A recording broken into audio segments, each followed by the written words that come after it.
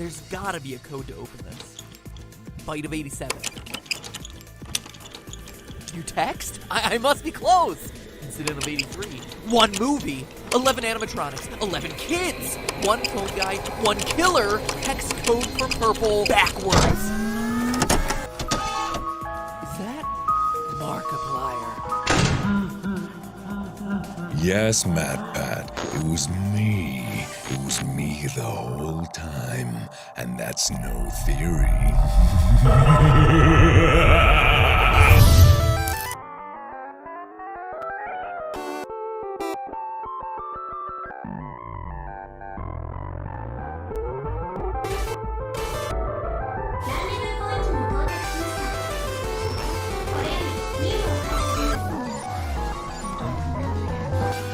Hello, Internet! Welcome to the Five Nights at Freddy's podcast. Sorry, I mean Game Theory.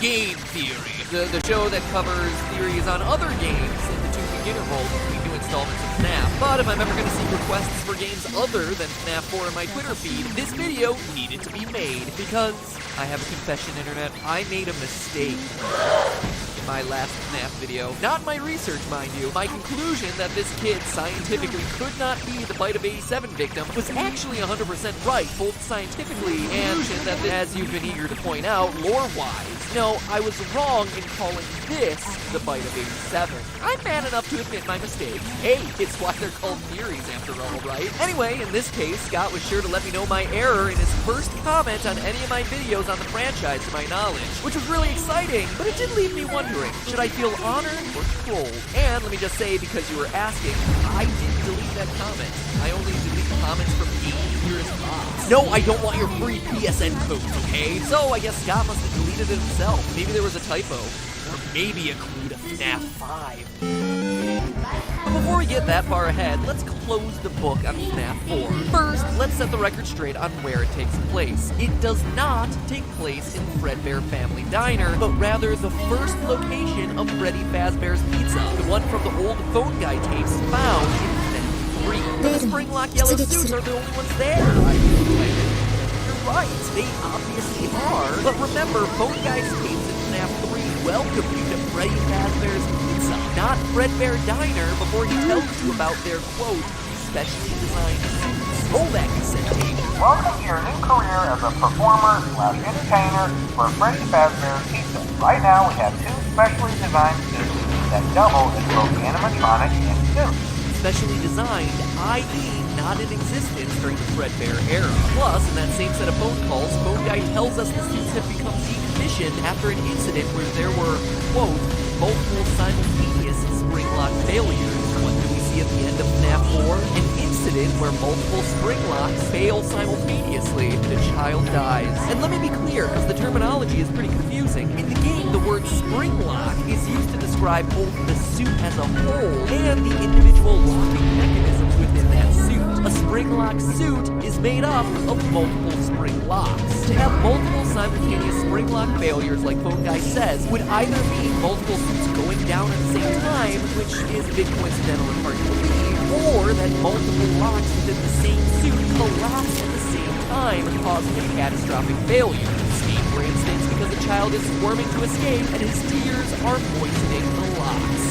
Brunch. Besides, don't you think it'd be weird for Fredbear's Diner to use these suits, have them kill a child, sell the company, and then Freddy Fazbear's Pizza starts using them again? Just wouldn't make a lot of sense. Long story long, although Fredbear and Springtrap are the featured attractions at this restaurant, this is a Freddy Fazbear branded joint, one dating back to, as we see on the TV set, 1983. But enough about the timeline. I don't want to dwell on it in this episode. To me, having a general placement of the timeline is enough, because the most interesting part of this game is the ending and its overall meaning. Like I said in the other FNAF 4 video, if this was just a random kid who got bit, that would be real lame. So how does this particular kid fit into the overall lore? Why is this incident of 1983 so important to show? Who is the FNAF 4 kid, and what does the ending line of I will kill you together? I'm telling you, the evidence points to him being the evidence. First, many have pointed out the stream of tears down the face, tears down the puppet's mask. good evidence when we first saw them in FNAF 2, but at this point, those nice pixelated screens are on nearly every chubby cheap kid who's ever entered these restaurants. So alone, it's not much to go on. But we can take it one step further. Well, the tears themselves are now interesting. Look at this. It's a mangled mini-games. This giant silhouette was just kind of out of place in the last game. And all us FNAF theorists just glossed over it in our analysis. And seriously, what is it? I mean, it kind of looks like the puppet, right? With its overall fabric feel and its thin striped legs. I mean, that's what I thought at the time, but again, there was no reason to bring it up since it just didn't fit anywhere. But now we have a new game and new information that might make this make sense. Look at its body position. Notice anything specific about it? It resembles the position we see our FNAF 4 kid in throughout the game, including his final scene, leaning down, streaming tear tracks, and his face turning 2/3 toward the camera. You see,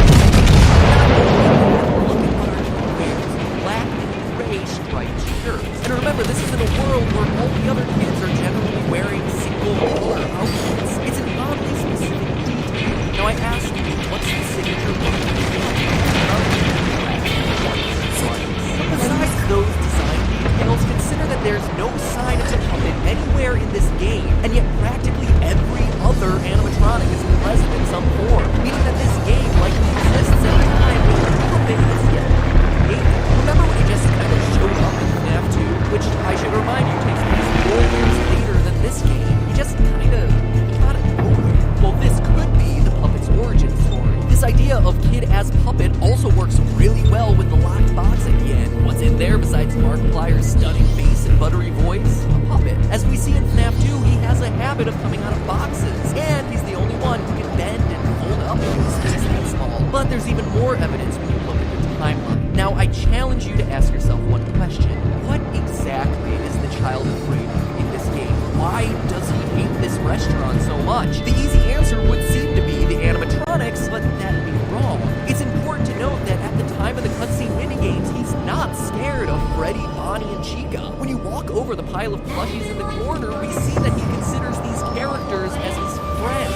Foxy is kinda in that camp too, but to a slightly lesser degree because his brother has started scaring him with a Foxy mask, hence the head being pulled off. Even the weird psychic friend Fredbear is a scary presence for him. So clearly he's not scared of the character. Is he scared of the people working at the restaurant? Purple guy? Again, watch how he behaves. When trying to escape the worker in the Fredbear outfit, he can't muster the courage to run past the show stage in the yellow suit. Steve the Fox and with the local dragon on the stage, he's freaking out. Clearly, what he is specifically afraid of in this restaurant is the yellow spring trap suits.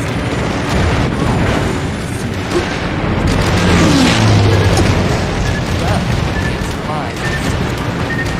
The dialogue running through his head. Hurry the other way and find someone who will help. You know what happens if he pushes you. That line would be easy to write off as this just being a scared kid who believes the ghost stories he's heard from the man and the girl he lost on the way home. He's worried if it wasn't one thing, this unkind. Don't you remember what you saw? This kid saw something, a crime, something terrible in these restaurants. You would say to imply that he saw another child get shoved into one of these suits. This would also explain the strange brown pixels sticking out of the yellow body dress. All of these details also fit with the character I've been lovingly calling Psychic Friend Fredbear. He's here, he's there, he's everywhere. Who are you gonna call? Psychic Friend? I mean, seriously, what is this thing? Sometimes he's a bear, sometimes he's referencing kids, and sometimes he's a flower. At first, it seemed like the creepy little toy was nothing but an imaginary friend. That was until the final moments after the bite, when you see the bear's signature yellow text. But this time, instead of parroting back the kid's feelings like he usually does, he shows that he is clearly in possession of a mind of his own, saying all kinds of things like,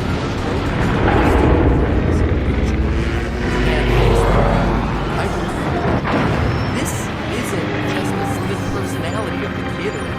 This is a separate entity. This is a spirit. This is someone who knows the danger of getting caught by the people wearing those suits. This is the victim that our FNAF 4 kids saw getting stuck. This is Golden Freddy, Purple Guy's first victim. And I know you're rushing to the now to say that this changes a lot of things and goes against stuff we've been saying for a while. Don't worry, we'll address it. Just get excited. We've pinpointed the identities of our two most mysterious victims. This is an awesome revelation from an evidence standpoint, but to be honest, it's a little disappointing from the storytelling standpoint. Here's why. We humans all have a proven psychological unimaginative principle. We want to fill in the blanks in the stuff around us so that the world makes sense. It's the biggest psychological reason why you want to beat a game, or even just an individual level. You know, you just can't stop and sit in the middle of a level. You have to play until it's done. This is the reason why. Weirdly enough, it's even the reason why it's so hard to it's like sheer deliciousness, or leave out the last two pieces of the puzzle. I mean, even just looking at it on the screen, Earl, just put the piece in. Just finish the last two. Just animate the pieces to move over. Just finish the last.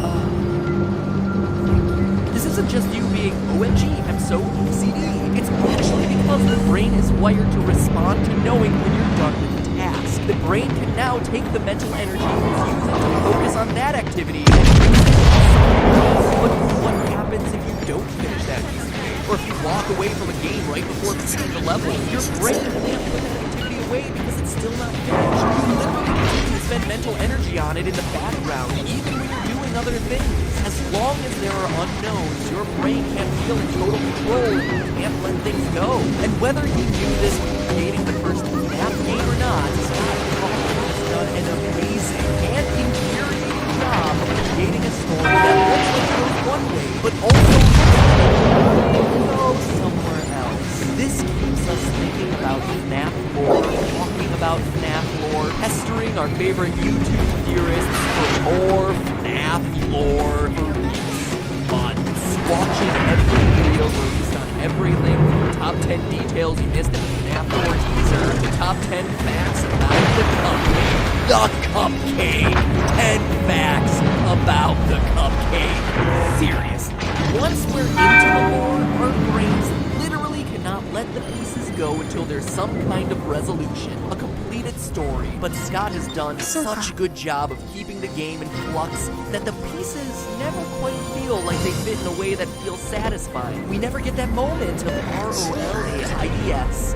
That spells relief. So we want the pieces of the puzzle to fit together cleanly, and the problem with FNAF is that, well, there's plenty of evidence for the story to go one way, there's also evidence for it going somewhere else. Try this one on for size. Well, there's a lot of evidence for the kid in FNAF 4 being the puppet. I bet my bottom dollar that that's the solution that Scott intended. From a storytelling standpoint, more pieces actually fit together if the FNAF 4 kid becomes Golden Freddy and not the puppet. This would make our first victim, the one our FNAF 4 kid sees get killed, the puppet, like we've been hypothesizing since FNAF 2. Suddenly, you have a group of 5 kids celebrating a birthday, one kid associated with each animatronic, with the one representing Golden Freddy being the odd man out. And this scenario perfectly mimics the FNAF 3 good ending with the happiest day minigame, where 5 souls from 5 kids, each representing a different animatronic, reunite to celebrate a birthday that never really happened. It actually creates a beautifully bookended story of redemption and forgiveness, a reunion of brothers. And yeah, I know the complaints. Don't get me started about the size of the kids being different. They're the spirits of dead children in an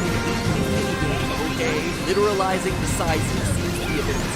And it goes even further than that. In the FNAF 2 Give Gifts minigame, the puppet gives life to the dead children, with Golden Freddy as the odd man out who doesn't get a mask and does a ghostly jump scare at the end. That would reflect the 4 bullies getting killed in the pizzeria by Purple Guy in response to this incident, while the one, Golden Freddy, dies somewhere else, like a hospital bed. I mean, we do see the IV and pills and flowers, and as a result, that's why the puppet, the first victim, is able to reach those 4 kids' souls and save them, while Golden Freddy has to behave like a ghost.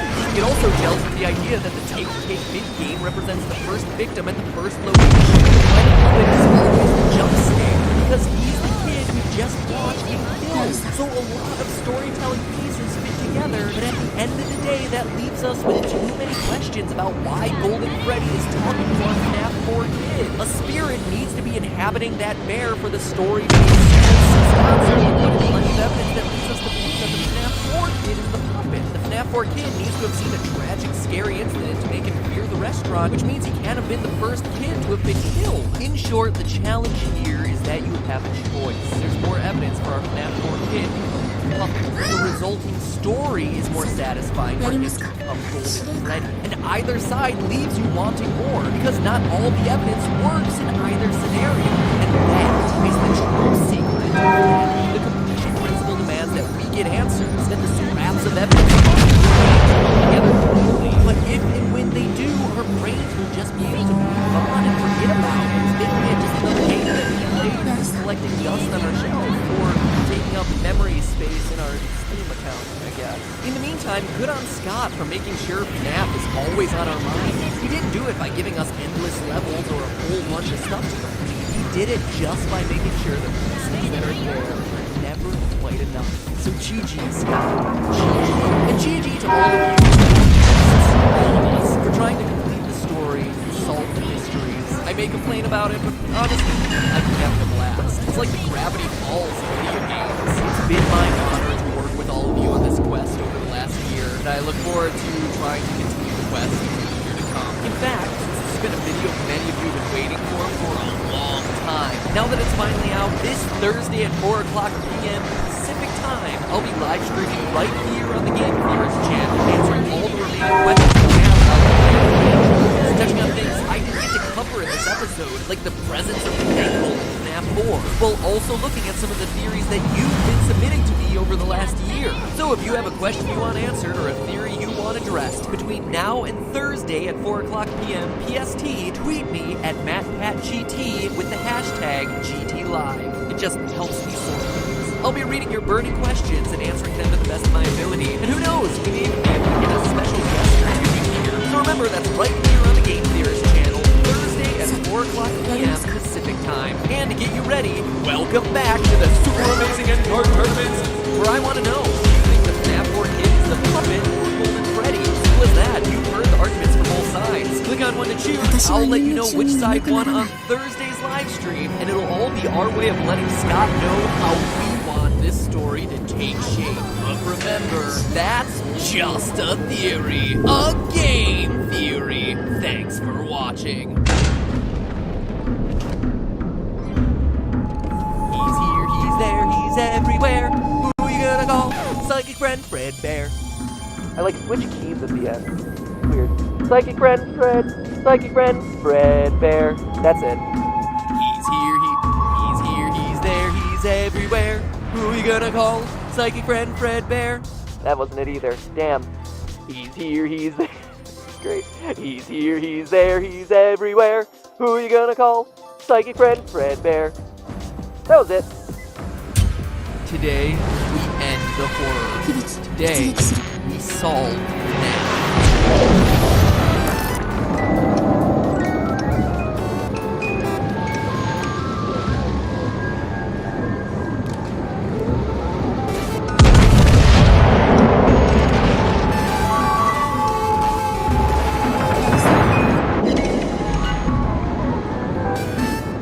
Internet, welcome to Game Theory, where, after months of intensive therapy, I'm back to finally put the original FNAF tetralogy to rest. It's done. No more Halloween updates, no more FNAF 5 rumors, and no more fan.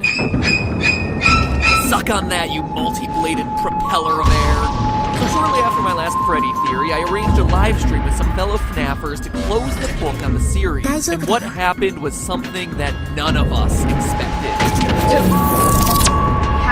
We have it and we're back. No, not the stream issues. Scott started talking to us. Well, kinda. He kept updating his site, scottgames.com, with cryptic messages as to the true meaning of the game. What is seen in shadows is easily misunderstood in the mind of a child. After a minigame, why would tiny boy Chica be missing her beak? And finally, 4 games, 1 story. It was incredible! After a year of taking shots in the dark, finally we were away back from the man who knew all the answers. Scott Huff, the creator, was reaching out from the shadows to give us, for pretty much the first time ever, concrete leads as to where to look. But what did these cryptic clues mean? In the moment, the best I could do was this. Is it possible that FNAF 2 didn't actually happen. But in the days that followed, those 3 clues led theorists on Reddit, Steam, and YouTube to completely throw out everything that they knew about the franchise. What if we were looking at the franchise all wrong? Instead of counting animatronic codes, calculating minimum wage rates, and tracking Purple Guy's work history, maybe we needed to take a step back. What if everything in FNAF was just a dream? That's right, a FNAF dream theory that everything we played through these games was created in the mind of FNAF 4's crying child. It sounds like a cop-out, right? Like a lazy storytelling cliche. Maybe, but stay with me. Even if you think you've heard parts of this theory before, don't let us down. I've unearthed the clues that finally put a year and a half of FNAF speculating to rest. Of the 3 clues Scott gave us that day, the most damning one was the last one. Why would Tiny Toy Chica be missing her beak? What? In the FNAF 4 minigame, you can talk to a small girl on the playground with toy versions of Bonnie, Freddy, and Chica, but her beak is missing? During the stream, we were all like, Scott, please. But when we looked, sure enough, there it was. A few orange pixels laying on the ground.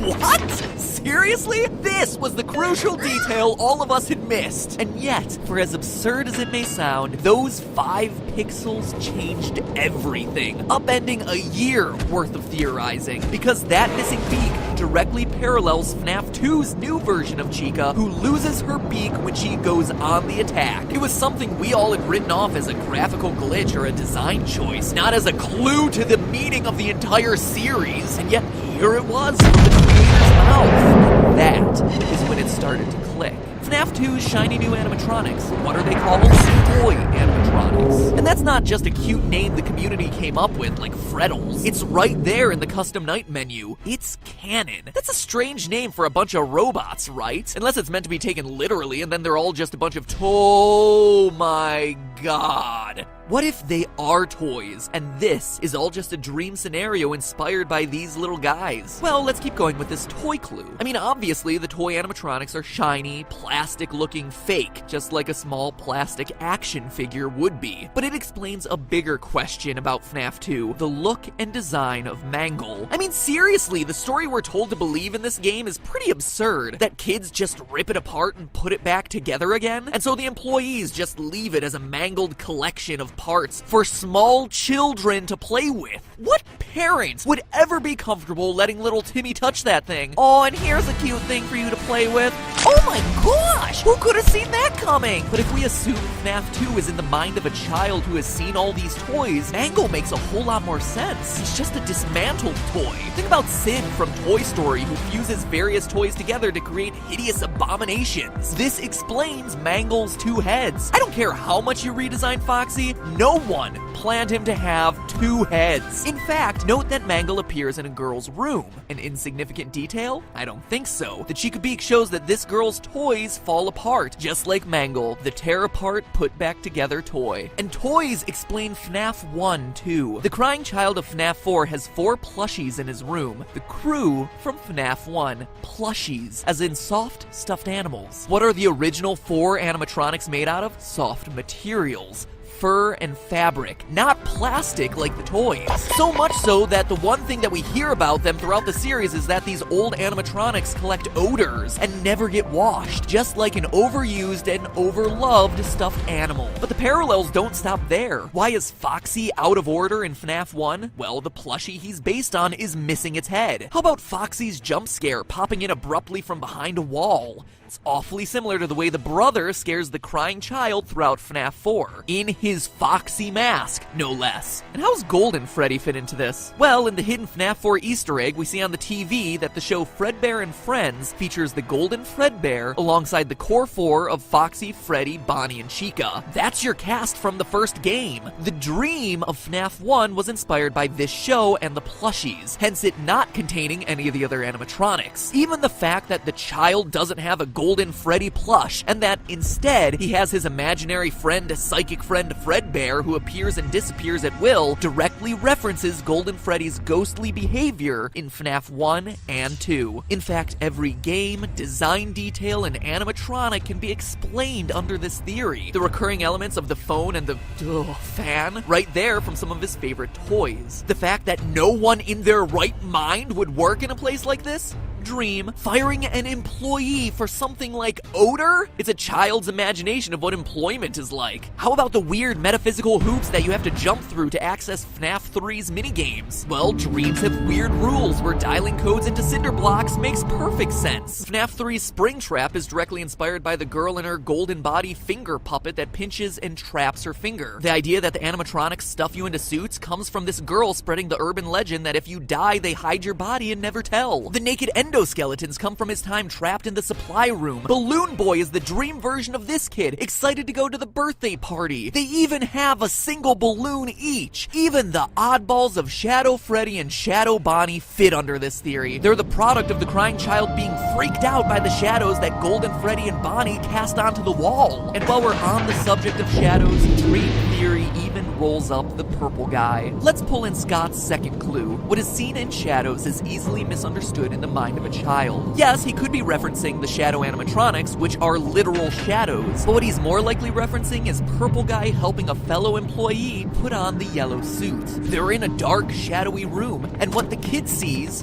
or what he thinks he sees, is someone getting violently stuffed into a suit when it's just a mascot putting on its head. Think about how traumatic it'd be if you were a kid and you were at Disneyland and then saw Mickey Mouse suddenly take off its head. It would blow your mind. But we all know that there's no murder happening. It's just employees going about the daily grind. In fact, that's why Purple Guy is purple. In the Atari-style games, shadows are represented not with black, but with purple, as indicated by the shadows cast by the animatronics on stage. That's why Shadow Freddy, Shadow Bonnie, and even the innocent employee in the dark back room, Shadow Guy, are such an unusual color. Still skeptical? So was I. Sure, it answers a lot and smooths out the timeline, but there was still one piece of the puzzle that was missing. One thing that was nagging me. It still felt like a convenient explanation, but not an intentional one. Not something that Scott had planned for the series. All I needed was just that one detail that made everything fit together. But then,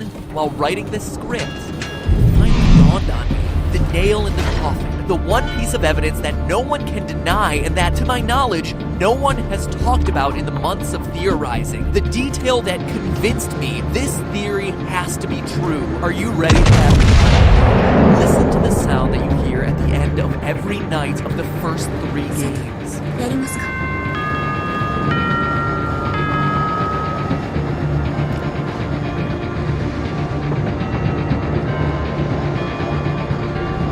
Grandfather clock, chiming the same song every time. Why would the end of my shift in an office be signaled by a grandfather clock chime? It wouldn't unless I was asleep, dreaming in my house with a grandfather clock right outside my room, just like the layout of the crying child's house we see in the FNAF 4 minigames. 6 o'clock a.m. Now let's look at FNAF 4. How does each night end there? We're no longer in the crying child's house. We're in a hospital, trying to recover from being bitten. Hence the pills, IV, and flower Easter eggs. No hospital has a grandfather clock, but they're all equipped with a generic digital alarm clock.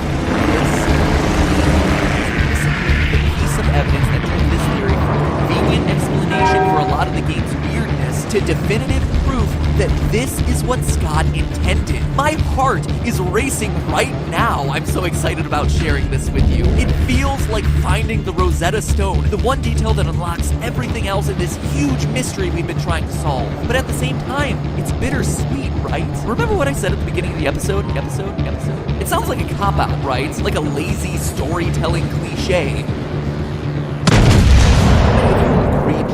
If you're honest with yourself, I bet a lot of you. You'll notice across my videos I don't cover dream and coma theories very often for exactly that reason. They're too easy, too flexible. Because it's all a dream, weird stuff can be written off, logical errors overlooked simply because it's not actually real. In the theory world, they're OP. They're hard to argue against and can be molded to fit any random collection of details. And for a game like FNAF, where us theorists have spent thousands of hours combing through all the details, making and remaking timelines, bending over backwards to make every last piece of information fit together across the 4 games, hey, it was just a dream reveal. Invalid invalidates all of that work. It says that none of it really mattered since none of it really happened. And Scott knows this. Let's look at a quote from Scott in his update on Steam regarding the quote, "The story remains completely hidden. I guess most people assume that I filled the game with random Easter eggs this time.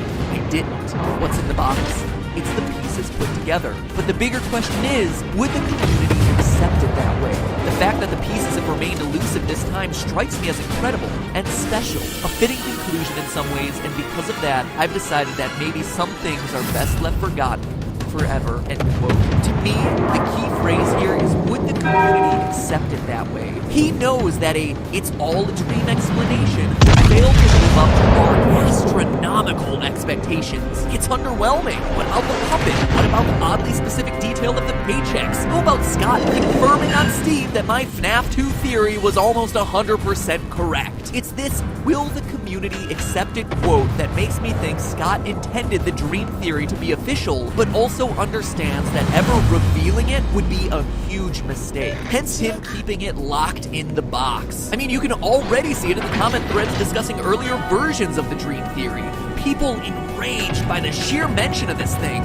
Heck, you'll probably see it in this comment section, but it doesn't have to be that way. Sure, the nights themselves may be a series of dreams, but the lore contained within those dreams doesn't have to be meaningless. In fact, it's not.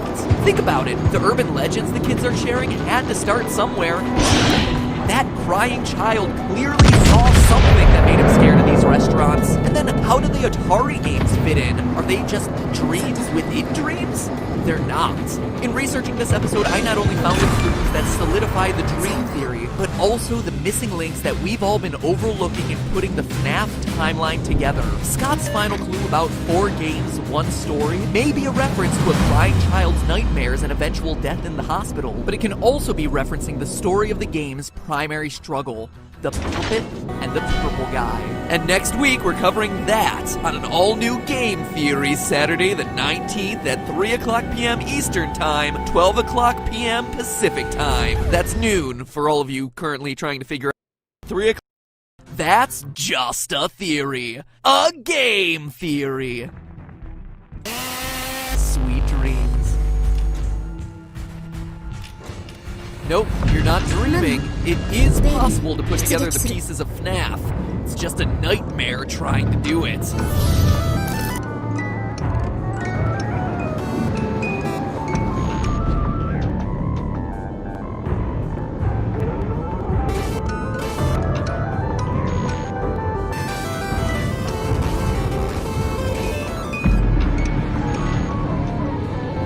Hello, Internet!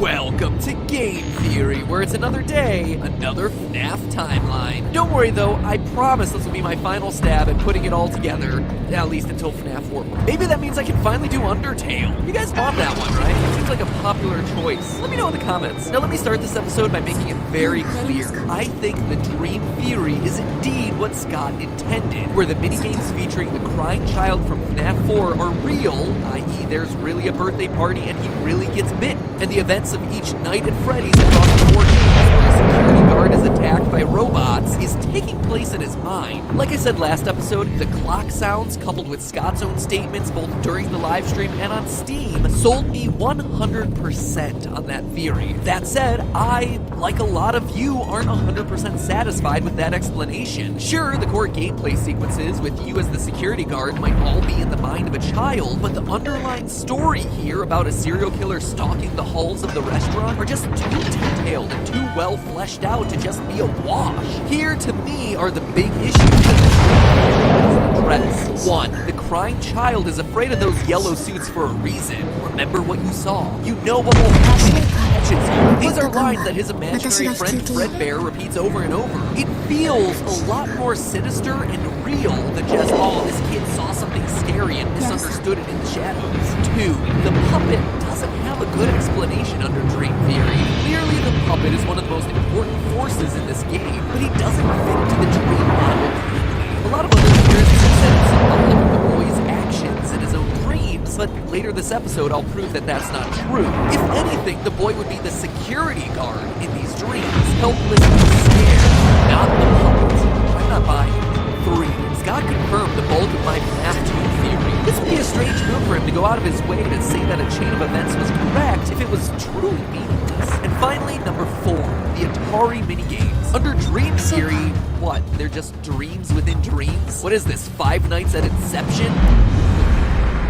And then there are plenty of little issues too, like a young child's dreams being so detailed as to include concepts that even most adults don't know, like sister locations and accurate minimum wage rates. So I cooked over everything in the past year of theorizing to come up with the most well-supported, interesting, but also logical timeline of events, telling the story of the rise and fall of Freddy Fazbear's. Admittedly, there are still gaps and logical leaps, which I'll be sure to call out, but right or wrong, this is the flow of events I believe creates the most satisfying narrative to the series. So this one is dedicated to all you guys on Reddit, YouTube, Twitter, and in the comments who have been sending me theories for months. Think of this as my end of the year present for you. Right or wrong, this box is getting open. The story begins at Fredbear Family Diner, the first location as revealed to us by Phone Guy in FNAF 2, and confirmed indirectly by Scott when he approved my FNAF 2 theory. I don't honestly think that there's much to debate here anymore. A child is murdered outside the establishment by a mysterious figure, the Purple Guy, who escapes unnoticed. The victim's restless soul goes on to inhabit a puppet, which would then haunt the halls of the pizzeria. Boom!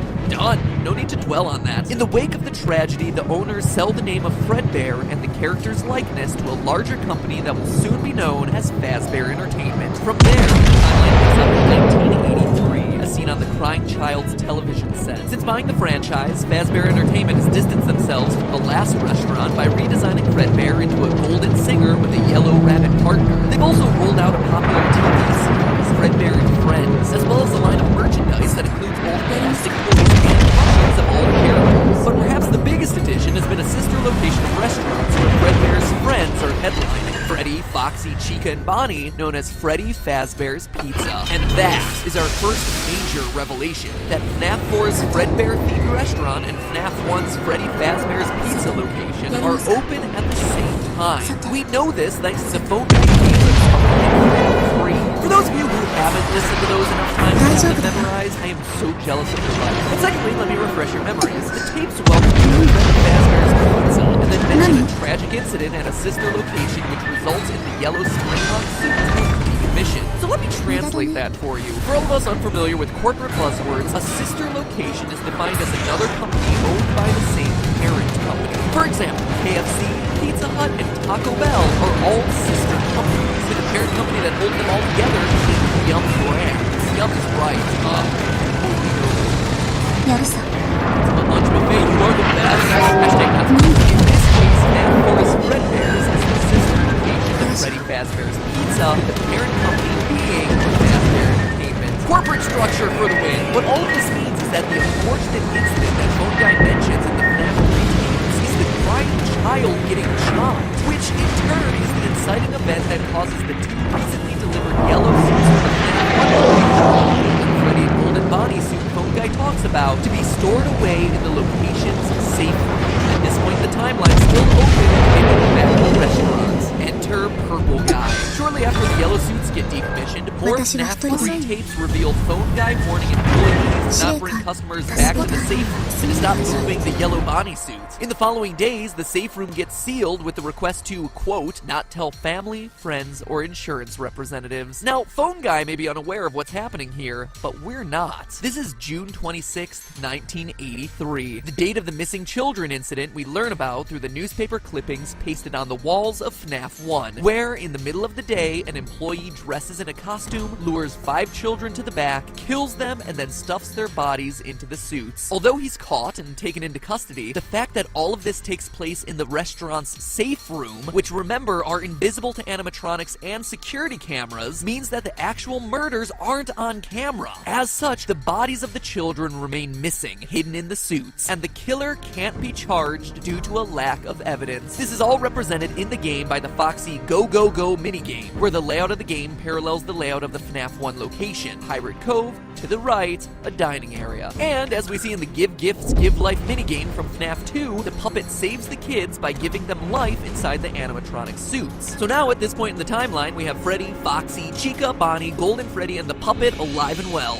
Well, not alive, dead and then reborn. You get the idea. Also, the company closes up the safe rooms to avoid all liability for the murders, and eventually the pizzeria is closed and the old animatronics retired due to the health conditions of the restaurant. As we see once again in the newspaper clippings from FNAF 1, the smell of rotting bodies inside the machines starts stinking up the place. So now let's pause there for a second. Up to now, everything has been pretty well substantiated with evidence, but before we get too much further, let's take a minute back with the crying child. Remember, one of my biggest concerns about Dream Theory is that the crying child is scared of the yellow suits, but there's no real good explanation as to why. So what if the reason the crying child is scared of the yellow suits is because he saw the missing children's incident? What if he saw the employee dressed up as a yellow animatronic luring the children away? Yes, this would mean that the missing children's incident would happen before the yellow suits are retired and before the kid gets bitten, but it's a theory that works for a lot of different reasons. First, he's always at the pizzerias, especially towards the end of the day, so he'd definitely be in a position to see something like this. Second, it explains his irrational fear of the yellow suits because he saw people get taken to the back and never return. Third, the lines of "remember what you saw" and "you know what will happen if he catches you" that psychic friend Fredbear keeps repeating makes a whole lot more sense now. And finally, and perhaps most importantly, look at this line.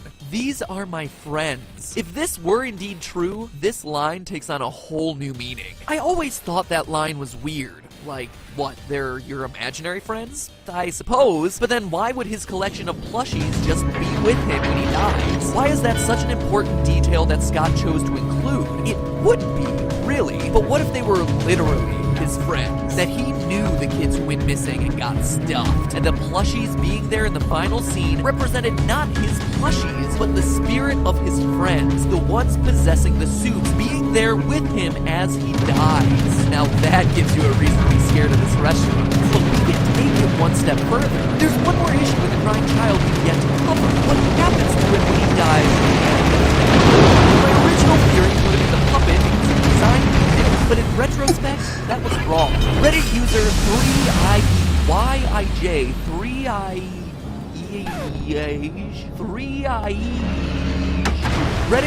3IEJ did an analysis of the color of the text during the ending sequence. All of the final lines aren't in the yellow used for psychic friend Fredbear, but rather a mysterious new off-white color for the final lines of "You're broken, I will put you back together." It's a subtle detail, but it's very clear that this is an intentional difference that Scott included in the games. So who's speaking? Well, who else but the one figure we know gives life to children dying in events around the Fazbear Entertainment franchise. It's the puppet, promising to right the wrongs of the pizzeria by bringing peace to the crying child's spirit. How does he plan to do this? Well, look at what he says. "We are still your friends." It's not "I am still your friend." The puppet using the plural here means that there would be multiple spirits present in this final scene that consider themselves friends to the crying child, but we also see this. "I am still here."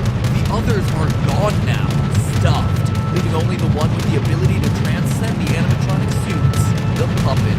This makes a lot of sense if we again assume the crying child knew the kids who got stuffed during the missing children's incident. And look at the last line the puppet says, "I will put you back together." We've all been assuming his "you" is referring to the crying child, but consider for a minute that the puppet is instead playing the pronoun game, to steal a phrase from CinemaSins, and is instead referring to the plural "you." "You 5 are broken, and I will put you 5 back together." He's planning on reuniting the spirits of these 5 friends. What makes me so sure? Well, we see it happen. It's the conclusion to the whole story. In FNAF 3's The Happiest Day minigame, we see the crying child's birthday one more time. 5 kids in masks representing the same 5 animatronics, with the birthday boy representing Golden Fredbear. You can even compare the locations. Both are long corridors with 3 tables, and the 4th one slightly off to the side. The balloons are also the same colors: red, green, purple, yellow, and blue. Even the exit is where the Fredbear stage is, an exit that, if used, results in the bad ending because the souls don't get peace. It's where the child was charmed. And who's the one we see in this minigame putting everyone back together again? The puppet. Just like he promised the boy he would. And here's the best part. How do you get to this minigame? Well, by playing through a bunch of others, including the Stage 01 game, which you access by typing the numbers 395248 into the wall. Why are those numbers important? It's the hexadecimal code for the color of purple guy, only it's backwards. It's Scott's way of showing that the puppet is actively trying to reverse the work of the purple guy and the atrocities committed inside the walls of Fazbear Entertainment pizza places. From here, the rest of the story is surprisingly straightforward. The pizza chain reopens during the summer of 1987 in FNAF 2's bigger location. Fazbear Entertainment rolls out the toy animatronics based on the character models of their merchandise, allows them to free roam, and even equips them with facial recognition software as added protection against child murderers. I mean, there's definitely a pattern being established here, so good on them for taking preventative measures. However, as we all know, it's not enough. As we hear about from the phone guy and see in the Save Them minigame, the purple guy, now the daytime security guard, kills 5 more kids within the walls of its restaurant. When the puppet enlists the help of the possessed Freddy animatronic to save the kids, the purple guy responds, "You can't," and it's true. Already dead. That said, this case can be made that the puppet successfully gets these 5 souls into animatronics too. Notice that before this, 6 characters were possessed, but now there are 5 new animatronics in this location: Toy Bonnie, Toy Freddy, Toy Chica, Mangle, and Balloon Boy. 5 spirits for 5 robots? Quite the coincidence, don't you think? Additionally, we hear from Phone Guy that around this time, the toy animatronics inexplicably become more aggressive towards adults, but stay friendly towards kids. The only explanation here is that the 5 new child spirits are given life in the new toy suits by the puppets, but these spirits are angry. The pizzeria is gonna close, but not before one final birthday party, where angry and eager for revenge against their killer, these newly created, possessed toy animatronics lash out at their murderer, the purple guy, who they know as the daytime security guard. Except, bad news, purple guy is long gone. He did his business and got out. In his place is Jeremy, night security guard moved to the day shift, wrongfully attacked by a vengeful toy animatronic the day of the birthday, losing his frontal lobe and coining the now iconic Bite of 87 moniker in the process. This causes the location to be shut down and the toys to be scrapped. Animatronics from here on out are no longer allowed to walk around, and with Jeremy out of commission, Phone Guy volunteers to take over the position of Night Guard. Which brings us to our conclusion. The story comes to a final head in 1993. We know it's that year because of the minimum wage rate at the time, as well as the 11/12 date on the check. It doesn't matter if you're working night or day shift, all workers get paid on Fridays, and November 12th, 1993 landed on a Friday. Just fits. So Fazbear Entertainment tries to reopen the FNAF 1 location with the original animatronics and Phone Guy as security night guard. With the restaurant reopened one final time, we see this scene where the puppet is waking up the spirits inside the animatronics one final time. It's time to get their revenge on Purple Guy at last. Phone Guy gets killed, and as we see in the final news article on the wall, no one comes to the restaurant because of its dark, tragic history, with the franchise closing.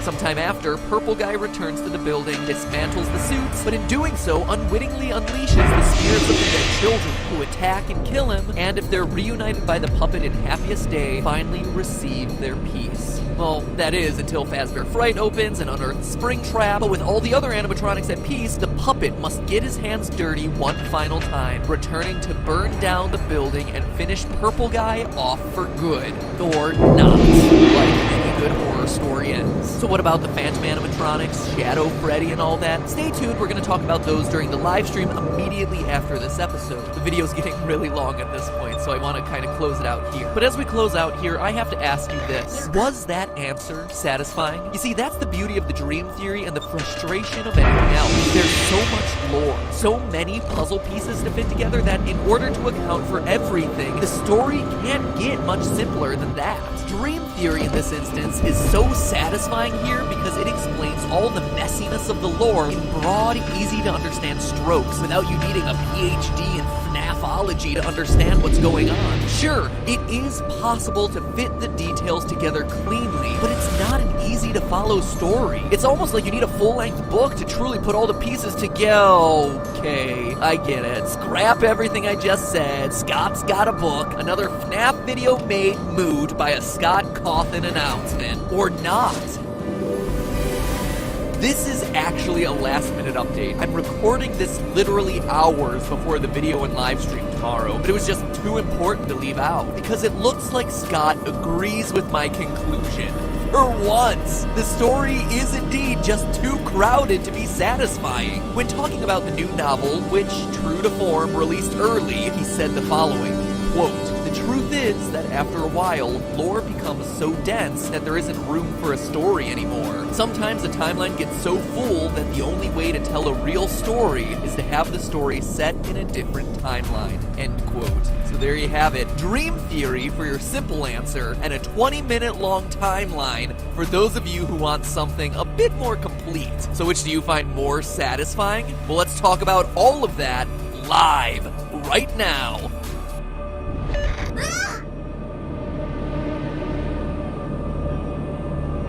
It's been half a year, so let's do this. Let's solve the secrets of FNAF sister location months before the game comes out.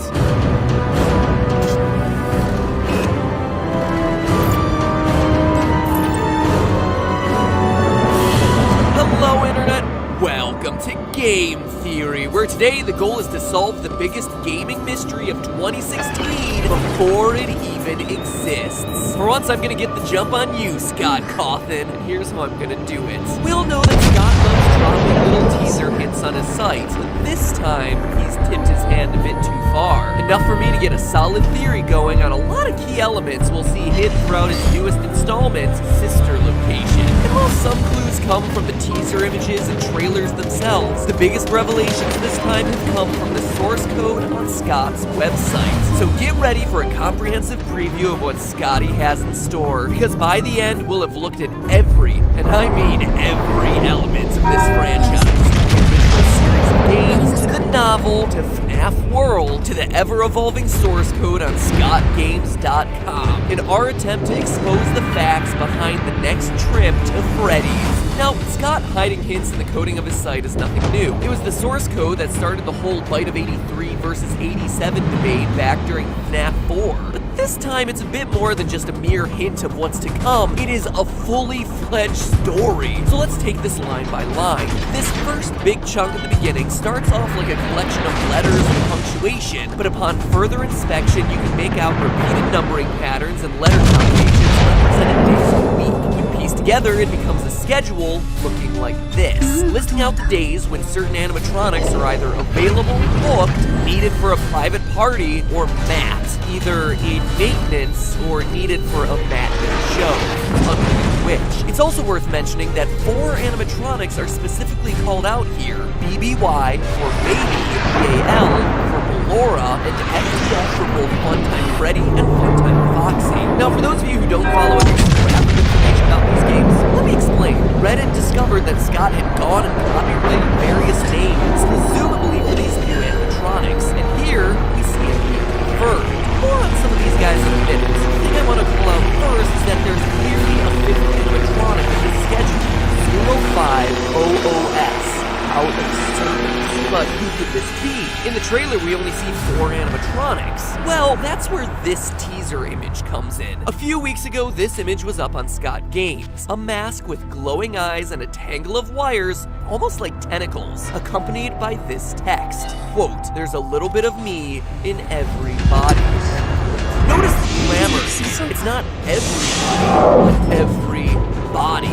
This is our 5th animatronic, our out-of-service animatronic. I mean, look at it. This guy ain't being booked at any children's parties.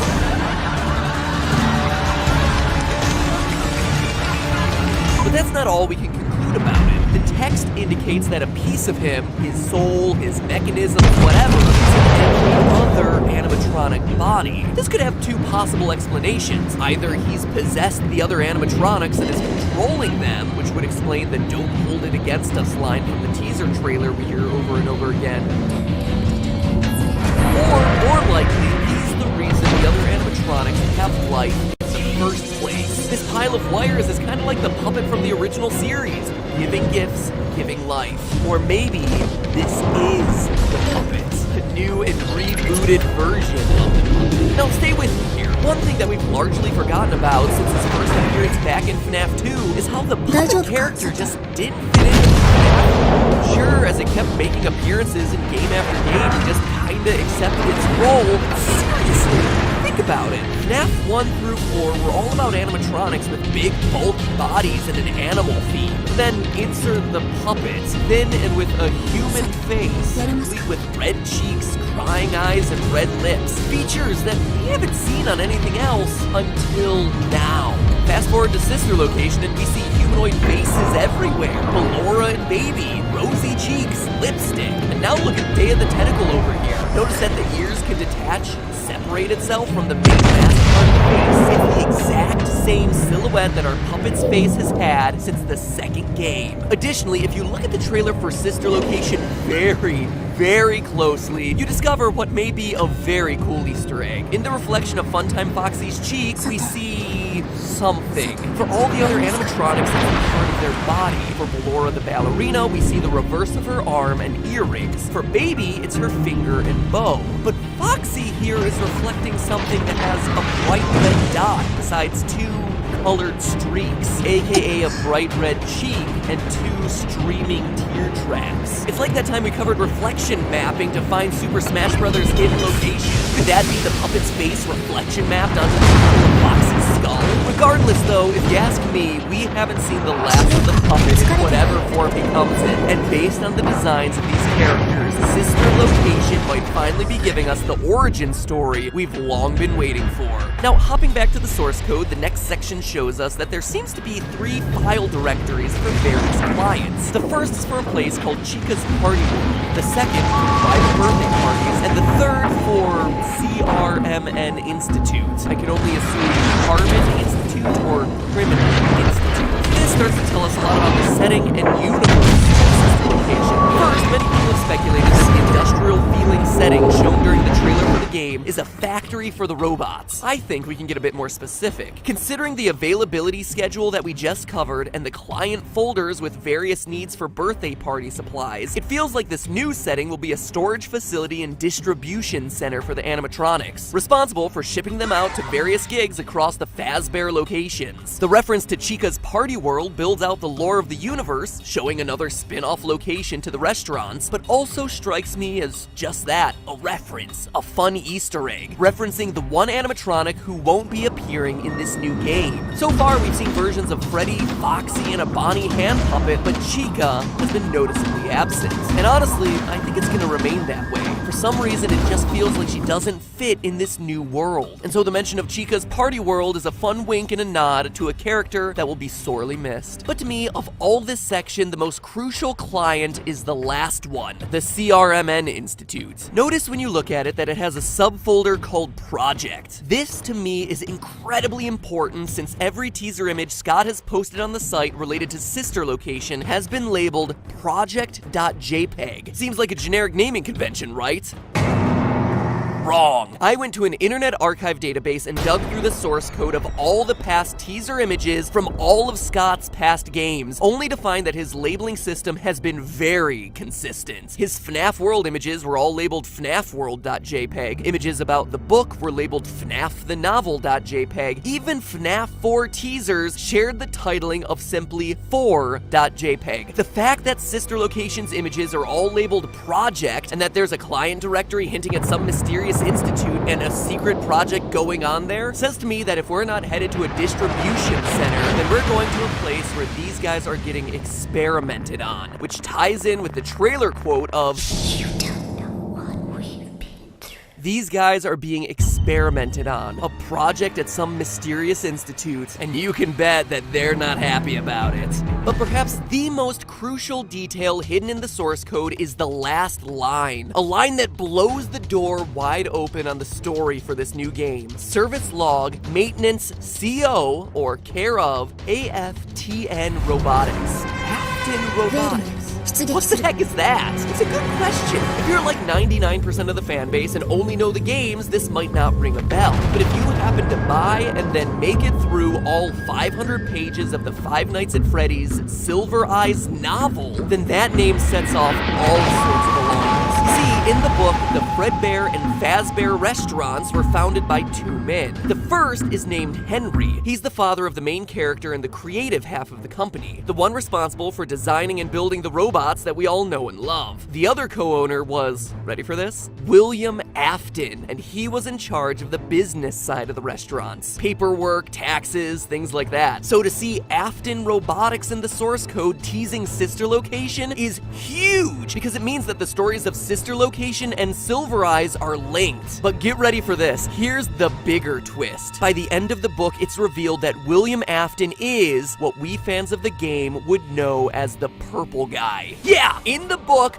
Purple Guy is revealed. Afton is the one who kidnaps and kills children while wearing Fredbear-themed suits. His first victim is Henry's son Sammy, followed by 4 other kids whose souls eventually possess the infamous suits. So, through these source code teasers, not only has Scott confirmed that this new game will be tied to the lore of the book, but we'll be dealing with a robotics company founded by and named after the child-killing Purple Guy. Now that's already a huge mind blow, and I'm about to go further, but before I do, let's address the elephant in the room, the canonicity of the book.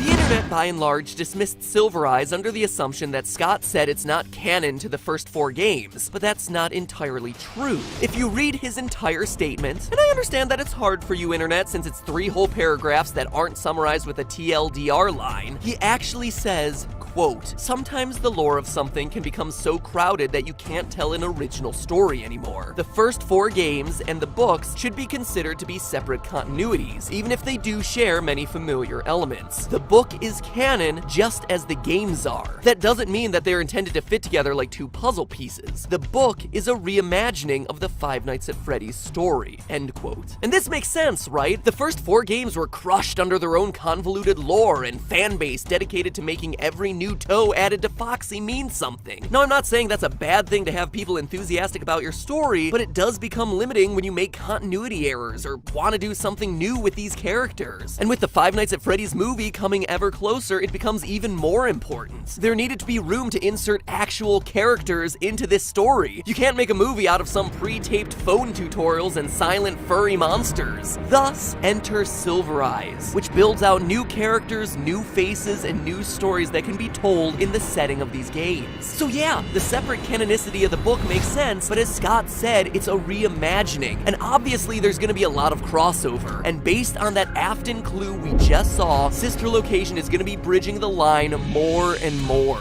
So does any of this matter? Yeah, actually a whole lot, because if we take the Silver Eyes Sister Location connection to its logical conclusion, huge pieces start to fall in place. Let's start by working backwards. Based on the trailers and teasers, Sister Location's main animatronic is this clown girl, Baby. But the teaser trailer isn't the first time she appears. She's introduced at the end of the FNAF World Update 1.2, something we discovered in our playthrough of the game over on the GT Live channel. Once you collect all the characters and beat Chica's Magic Rainbow, long story not worth explaining, you're immediately taken to a cutscene where a mysterious figure at a desk apologizes to you for creating a robot that cannot be deactivated. The bot's name? Baby. We then see a pair of eyes light up, telling everyone to take their seats before cutting back to the room to see the desk guy lying there dead, presumably killed by Baby. Now, many people assume that desk guy was Scott Cawthon since he's the creator of the animatronics and the minigames that you play in FNAF World. However, it'd be weird for Scott to kill himself. Plus, the dialogue from the FNAF in Space minigame, yes, again, FNAF World is a weird game, seems to imply that Scott is a separate entity from this desk guy creator figure. So if desk guy isn't Scott Cawthon, then who else could he be? Well, now that we know that Baby and Sister Location both have ties to Silver Eyes, we can actually identify who this mysterious creator of FNAF World is. He's Henry, co-founder of Fredbear's and Purple Guy's business partner. How do we know? Well, not only is he the creator of the games and animatronics, his death also lines up with the way he dies in the book. Stricken with grief over the death of his son, Henry commits suicide in the living room by letting one of his animatronics kill him. One that remains nameless in the book, but is clearly not any of the core 6 of Freddy, Foxy, Chica, Bonnie, Golden Freddy, and Golden Bonnie. In other words, Henry the creator is killed in his home by a mysterious new animatronic, just like we see happen to Desk Guy in FNAF World. The events just line up. Now that's all the stuff that I feel really confident about. But now let's have some fun and take it even further. Admittedly, I don't think that this is where Sister Location is headed, but there is enough of an evidence thread to take us to some awesome extremes. So let's have a little bit of fun with this, shall we? First, notice how Baby is introduced to us at the end of FNAF World as 2 yellow eyes in the dark. And what's the first image we see in that game? 2 yellow eyes in the dark, along with the iconic ending line from FNAF 4, I will put you back together. It's also the last thing that we see in the true ending to the game. 2 yellow eyes saying, I will put you back together. Now, I know what you're thinking. There's no way that those are Baby's eyes. 1, why would she say that when she wasn't even in FNAF 4? And 2, we all know that that line and those eyes belong to the imaginary friend, Psychic Friend Fredbear. He's here, he's there, he's everywhere. Who are you gonna call? Psychic Friend Fredbear. Well, don't be so sure. Let me remind you of something. In the FNAF 4 cutscenes, each character has a specific color for their dialogue. Number 787878 for the brother, FFFFFF for Crying Child, 57C0FF for the brother's friend, etc. Psychic Friend Fredbear's dialogue for all of his lines is always the FFFF57 shade of yellow. And yet, for the final lines of You're Broken, We're Still Your Friends, I Will Put You Back Together, it's a different shade of yellow, FFFFA0. Similar, yes, but definitely different from Fredbear. So very intentionally, Scott made this a different character, but in a strange twist, it's actually a color of dialogue shared with one other character we see in FNAF 4, Pigtail Girl. The one who knows that the animatronics come to life and get stuffed with dead bodies. Coincidence? Yeah, or at least we all thought so last year, but look at her design! Dressed in a skirt with reddish pigtails and big green eyes, just like the design of Baby. Hear that? The collective sound of minds being blown across the internet. Glowing eyes, shared dialogue colors, similar designs, and repeated line of I will put you back together didn't convince you. It doesn't stop there. Remember the biggest lingering question from FNAF 4? The girls' room? No one had an explanation for it. I didn't have an explanation for it. And yet Scott felt it was important enough to the lore of the story to show us. And now we might actually know why. What if the girl is a part of the Crying Child's family? First, it would explain why we would see her color of dialogue reappearing in his final moments. As a family member, she would be there in the hospital with the boy as he tries to recover. And if she shares a connection with Baby, it would also tie together the random presence of Mangle in the room. One of the other key animatronics we see in Sister Location trailer is Funtime Foxy, which we can confidently say is an intact model of what will eventually become Mangle. Again, we're looking at the major details. Yes, some things may or may not be there. Notice the lipstick, the red cheeks, and painted fingernails on Funtime Foxy, all of which reappear on Mangle. So in the 2 games, we would have Baby and Foxy linked. Is it a stretch? Absolutely, but then again, this is Scott we're talking about. To me, though, the coolest part about this connection would be in the name of the game. This whole time, we've been assuming that Sister Location was referencing some other spin-off chain of restaurants, or, like I said earlier, a storage and distribution center for the robots. But if the Pigtail Girl's soul is trapped in Baby, and she was indeed the sibling of Crying Child, the phrase Sister Location takes on a whole new meaning. This is her game, a game about one sister's soul trapped in the Baby animatronic getting revenge for her brother's death. Just don't hold it against her. You don't know what she's been through. Or maybe now you do. But hey, that's just a theory. A game theory. The ball's in your court, Scott. You should subscribe for more episodes of Game Theory. You should subscribe for more episodes of Game Theory. You should subscribe for more episodes of Game Theory. Or cast your vote. Are you excited about Sister Location? Yes. No. You got one to choose.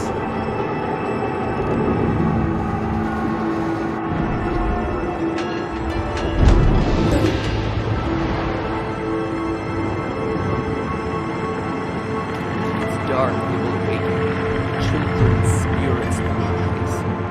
They will kill you. Just walk out in the morning, stepping over your corpses one by one. You are intruders. None of you will survive the night. And what makes you think they won't kill you? Because I am one of them.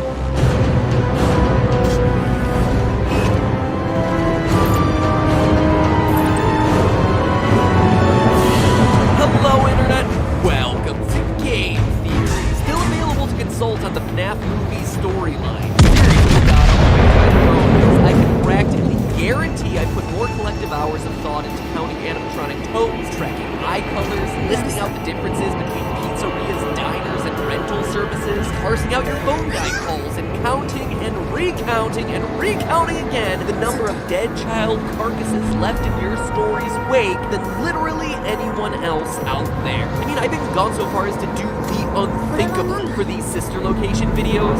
That's right, I reread The Silver Eyes. In an ironic twist, it took longer than the actual game. Now, here I am piecing together this script after, I kid you not, had spent doing nothing but thinking about these games, writing and rewriting timeline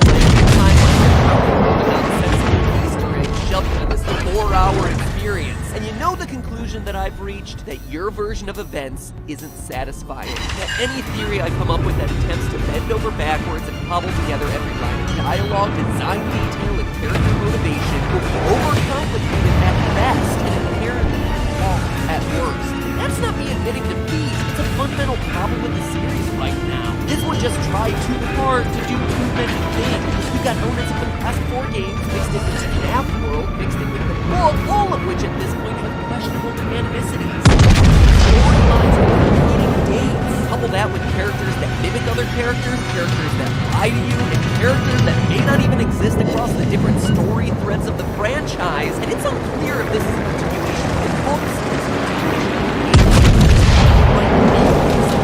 The best analogy I can think of is that it's like the giant human blob who's made to the end of inside. Massive limbs all struggling to work together to move in one direction, but all just failing out randomly. And honestly, it could have been easy. With Scott saying that the original story was completed with FNAF 4, it could have said that this location was aligned with the book and FNAF world to start paving the way for the movie. But then you couldn't help yourself, Scott. You just had to throw in those FNAF 4 Easter eggs, huh? And those put everything into chaos. And it's not just me feeling it. Based on what I'm reading online, a lot of FNAF theorists sense that the lore contained in Sister Location is a game changer, but then they don't exactly know why or what to do with it. Struggling under the weight of explaining away Eddards and babies, Mikes and Williams, casual bongos and exotic butters. What's an Easter egg, what's a tongue-in-cheek reference, and what is actually canon? So understandably, there's some confusion about what's actually going on in this game, and that is what I'm out to solve in these videos. Sister Location parts definitively put together these strange matter, and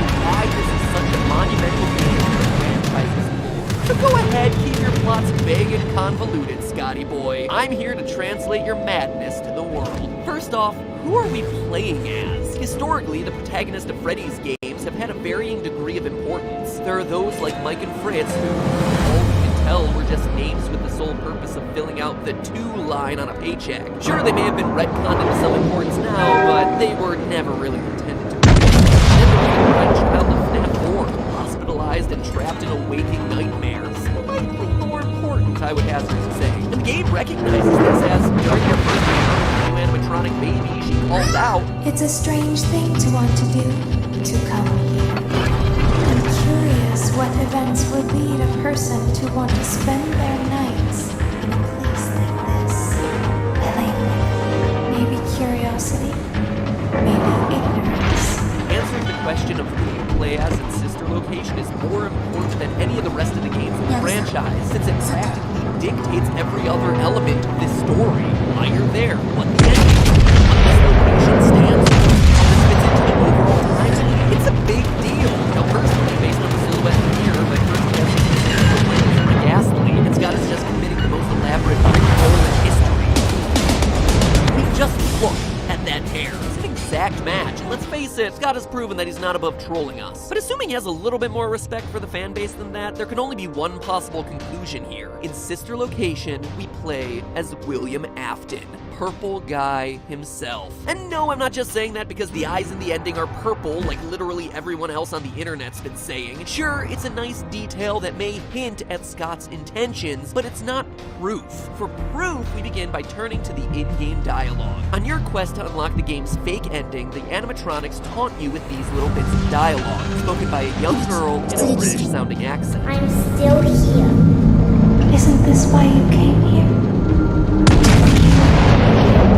So we know that whoever the player is has some sort of connection to this mysterious girl. Is she? Well, throughout the game, many nights we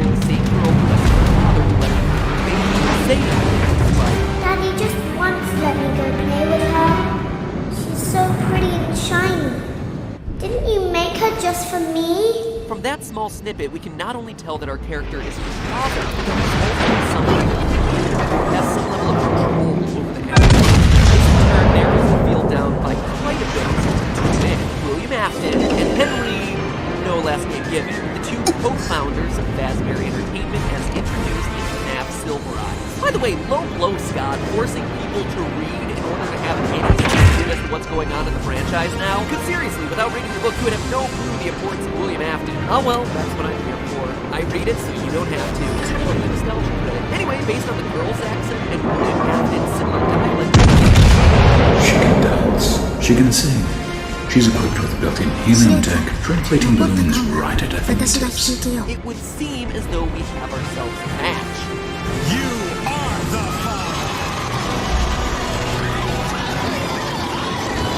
Let's not be too hasty there, Maury. We can be even more sure. In the game's real ending, you get yourself tricked, becoming animatronic fodder as machines scoop out your internal organs and replace them with endoskeleton cores. Now, this is like the antithesis of what we expect from our stories when we beat the game. Here I am wanting to finish my night and return home to my basket of exotic butter, but no, that's reserved for the fake ending. Becoming a flesh suit is somehow canon to the series. I wanted to write it off as jumping the shark, like, hey, we're getting a little bit too absurd right now, but then I realized that this is a franchise built on haunted animatronics chasing me through a pizza restaurant. They've been killed by a serial killer having a mascot suit filled with killer springs. So, we need you.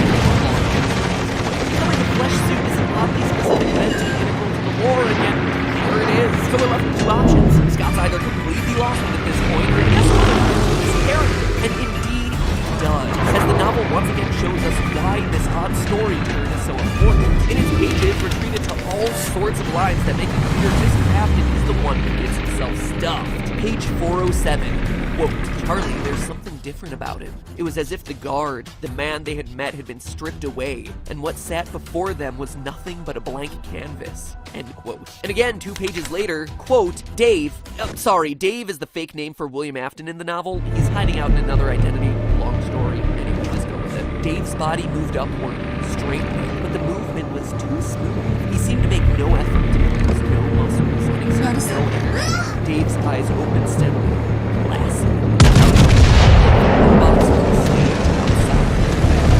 And there you have it. Just spelled it out. And the robots outside. In fact, the book makes a huge deal about Afton's eyes over and over again. Like when the character John describes seeing Afton kidnap his friends on pages 120 to 122. Quote, the eyes. They were all I could see. They were dead. Just dull and flat. Like they still moved. But whatever was behind them had died. Died a long time ago, you say? Like, perhaps in an underground murder bunker, doubling as a robotic distribution center, perhaps. Now, real quick, let's pause here and have some real talk to Ennard, Baby, and the gang. Guys, we're gonna have a bit of an intervention. If your goal is to blend in with the outside world and look like us, look like any other human, choosing to go with the purple eyes is not gonna be helping your cause all that much. Artificial intelligence or artificial idiots. Do your homework. Humans don't tend to have purple eyes. I mean, seriously, you have a blue-eyed animatronic just waiting to go. Look, there's lots of /orange eyes. Great. Anyway, I digress. Who am I to judge? Maybe we're all just left to assume that Afton walks around in those cool-colored contacts. Anyway, it's not just the eyes that we worry about. The animatronics, the puppet, his overall physicality is gone. Afton started off robust and lively as the man who had the bloody geniality of Santa Claus. Financially shrewd Santa Claus. No one said the right words. There's clearly a reason why only 500 people made it all the way through this book. And I say that because on Amazon Kindle they actually show you the most popular items. And like they all drop off by midway through the book. So I can only assume that the things. Anyway, soon after our financially shrewd Santa Claus is accused of murder, he's released due to no bodies being found, and then he seems to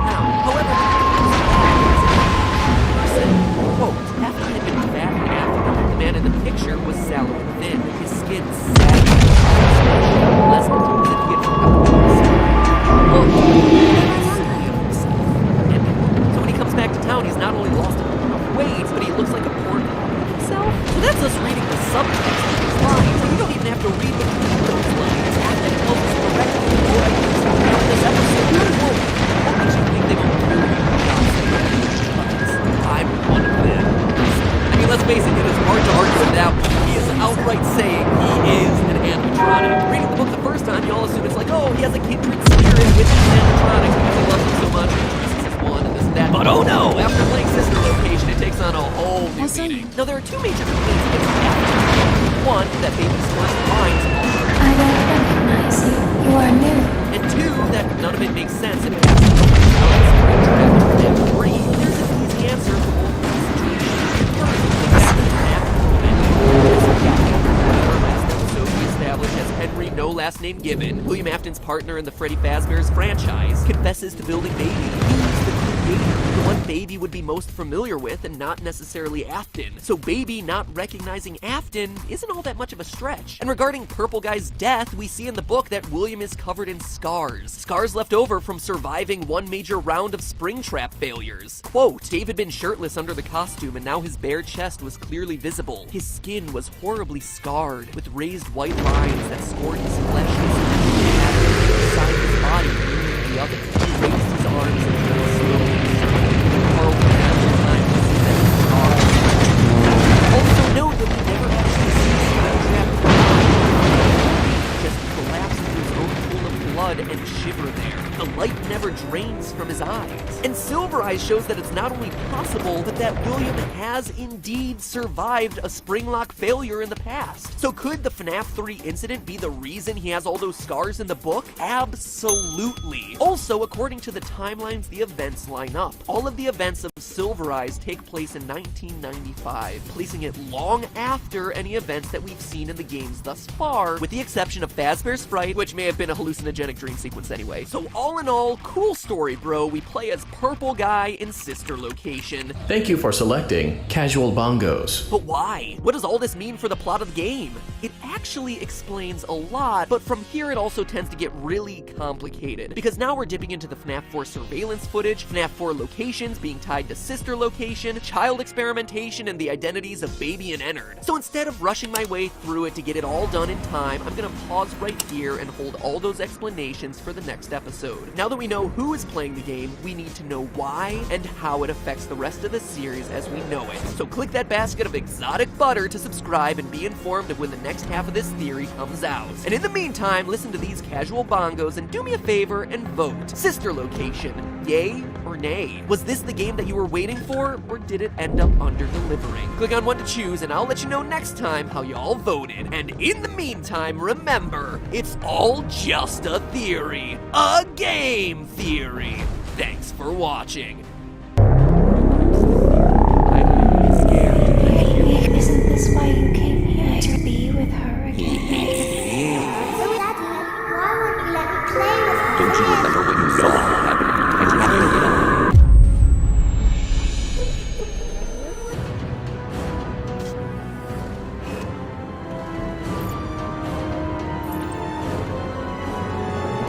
Hello, Internet! Welcome to Game Theory, 7 million theorists strong.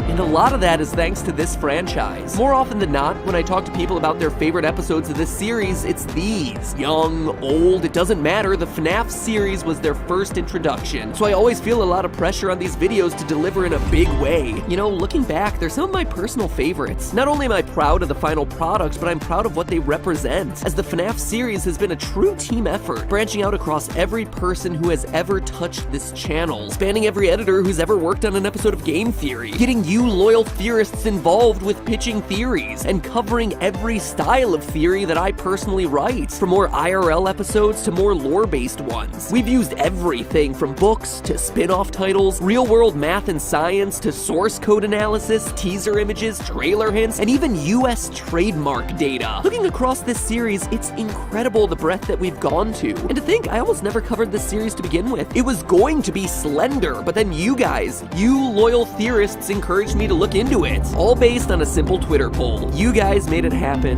and the rest is history. Funny how life goes sometimes. Anyway, like I said, I feel a lot of responsibility with these episodes, but I think today is my favorite of the whole series, because now we finally have all the pieces necessary to tell a coherent plot. It's not just some corpse kids and silent puppets and mauve murderers who don't say anything. We have personalities now, actual character, and most importantly of all, motivation. Motivations for why a serial killer would create a place like Sister Location. And believe it or not, the answer is actually quite sad. So the question of the day is, can a game make you feel sympathy for a child murderer? Because once you have the complete story, you might just see Purple Guy in a whole new light. One line across this entire franchise answers everything. I will put you back together. But before we get to all of that, let's back up a bit. Last time we established that William Afton, Purple Guy himself, is who you play as in Sister Location, and the one who eventually gets himself scooped. We also established that he once had a daughter who got herself killed at the hands, or should I say at the metal claw grip, of Baby. But there is so much more hidden in this game than that. By playing through the game and unlocking Sister Location's secret private room, players get treated to a shocking Easter egg. By typing the date 1983 into the keypad besides the monitors, the static blazes to life, revealing blurry footage of the FNAF 4 house, the plush trap hallway, Foxy's closet, creepiest of all, the pride child's bed. We also get a clue as to how this is being done. Sitting there on the desk is none other than our good old friend, Psychic Friend Fredbear. He's here, he's there, he's everywhere. Who you gonna call?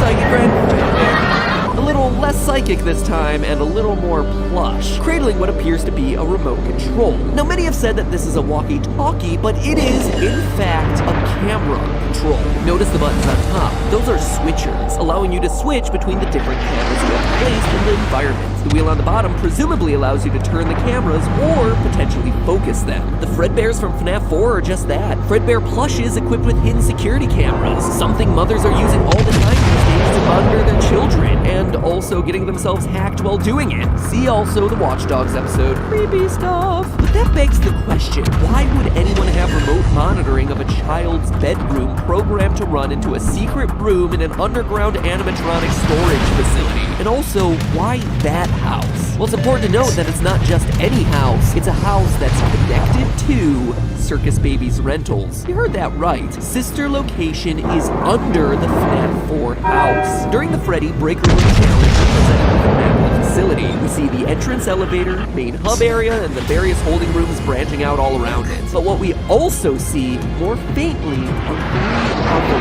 areas. Maps that should look pretty familiar to fans of this series. The plush trap hallway, the path of Fredbears, and the private child's bedroom. No joke. Just like the vent system maps from previous games, the faded diagram would imply that all of this is located on a different level than Sister Location, i.e. above it. And as we can see, not just above it, but connected to it. In fact, while we were too busy freaking out over the ever-nearing Funtime Freddy, most gamers overlooked that as a part of that minigame, we were responsible for returning power to those areas of the map. We were even labeled Observation 1 and Observation 2. Observation? Observing what? It just gets creepier and creepier. Now, before you go saying that an underground facility attached to a house is far-fetched, it's actually something supported by the book in details I guarantee everyone overlooked while reading it. Page 118, our main character Charlie is outside her childhood home, which is also home to Henry, co-founder of Freddy's. While exploring her father's animatronic workshop, we get the following quote. She knelt again and put her hand on the ground, fishing around until she found a small screw in the bare dirt. She palmed it, then looked closer. There were small holes in the ground, exposed when she moved the loose dirt. Charlie ran her fingers over them, thoughtful, end quote. Tiny holes hidden under the dirt of an animatronic workshop, huh? It's an oddly specific detail that never gets mentioned again and never goes anywhere, but is one of those things that gets the theorist mind to tickle in. Because when I hear of mysterious holes in the ground in someone's private workshop, I think trapdoor. Hidden trapdoor. Or, more accurately, secret entrances. Could this be a hint as to a secret entrance in Henry's animatronic workshop into Sister Location? In fact, we can prove using more details from the book that it is still being used by Afton. Earlier in that same chapter, Scott makes sure to drop a few more hints that seemingly never go anywhere. But we all know Scott better than that, right? And now that we have Sister Location to reference, these little details start to make a whole lot more sense. Quote, the benches were there where her father had assembled and tweaked his inventions, but the materials, the blueprints, and the half-finished robots that were once crammed onto every surface had disappeared. Where are they? end quote. So we have missing blueprints and partially finished bots that have just disappeared, but it continues. Quote, Charlie, John said from across the workshop, he was in the dark corner. If the skeleton had been there, it could have reached out to touch him, but it's not there. Notice the italics here. This isn't something that we're doing for effect in the video. This is actually straight from the book. Time and time again, Scott and the team working on this book are emphasizing these lines, as though they're pointing to a greater mystery here, that someone has stolen these materials and are using them for their own devices, that they're hidden somewhere in this world. But it's a mystery that never gets solved within the pages of the book. But perhaps most importantly of all is a paragraph a few sentences later that pulls all these clues together and may finally give us an answer as to what is in the box. You know, the box. Quote, John was standing beside her father's toolbox, and he stepped away as she came over in her space. Charlie knelt down before it. It looked as if it had just been polished. It was made of dark, stained wood, glossy. All the tools were polished. They looked as though they had just been used that morning, wiped down and put away meticulously, like someone still cared for them. And stolen blueprints, missing robots, pristine tools, despite supposedly going unused for 10 years, hints at a trap door and William Afton lingering around the town in disguise. Quite simply, the pieces here add up. Again, that's the from the book. The bigger question here is why would Afton be spying on the FNAF 4 house in the games? Well, because it's his. As we established last episode, you play as a purple guy, and each night you go back to your retro-themed house. At first, these cutscenes seem like they should just be absurd breaks from the spoopy action of the main game. Clara, the baby isn't mine! But look closer and you notice the details of the room, in particular, a very ugly lamp. A very ugly, very familiar lamp. One that we saw in, you guessed it, FNAF 4. In other words, this is Afton's house. And from his underground private room, he's observing his kids. Crying child, the older brother, and the girl who eventually becomes baby. As I suspected in my prediction video for this game, this truly is a sister location. A sister's location. And from there, all the parts start to fit together. So let's retell this story from the beginning now that we have all the pieces. Remember what will happen if he catches you. It's a line we hear repeated over and over again throughout FNAF 4, and now we know why. Crying Child has seen Golden Bonnie abduct children multiple times in the past. This moment in the back room that we all debated about whether or not it was a murder is in fact a child kidnapping. Silver Eyes proves it as it shows that Purple Guy kills by trapping the kids in spring-lock suits. Quote, Carlton was wedged inside the heavy, barrel-shaped torso of a mascot costume, the headless top half of some kind of animal. His arms were trapped inside the torso section, pinned to his sides in an unnatural position. He could feel pieces of metal that pressed against his back and poked him. Dave said to Carlton, if you trigger those spring locks, two things will happen. First, all the locks will snap right into you, making deep cuts all over your body. And a split second later, all the animatronic parts they've been holding back will instantly be driven into your body. You'll die, but it will be slow. Having witnessed a scene similar to this, the boy is justifiably terrified, trying to avoid the pizzeria at all costs. But it's kinda hard when your father is one of the owners. Meanwhile, William Afton knows that he's been found out, hence the observation monitors and security Fredbears. He needs to be sure of his son's movements, even when he's at work, be it above ground or below. I mean, the guy may be a killer, but it's not like he could just kill his son, even if he was the witness to a gruesome murder at the restaurant. But Afton's problem gets solved prematurely with the fatal chomp of 83, a son William loved killed by the very animatronics he also loved, leading us to one fateful promise. I will put you back together. We've analyzed this line a lot in past theories because it's not only the final lines of FNAF 4 and FNAF 4, by making it super important to this franchise, but because it's also presented to us in a different color than Fredbear's yellow. Someone else is talking here. And now we can finally pinpoint who said it and importantly why. It was Afton. I will put you back together. A promise to fix his son, a broken son, in the only way that he knows how, animatronics. Enter Sister Location in the Funtime animatronics, not built for entertainment or for being worn, but built to help Purple Guy save his son. built for capture. Although no one has yet found how to unlock them in the game, if you dig through the sister location files, you find a set of blueprints for the various animatronics, outlining their size and special features. Not only are they enormous, topping 7 feet in some instances, certainly bigger than a small child, but they're also equipped with things like 360-degree tracking, parental voice mimicking, and storage tanks. Look closer at the wireframes and you see that the storage tank isn't quite empty.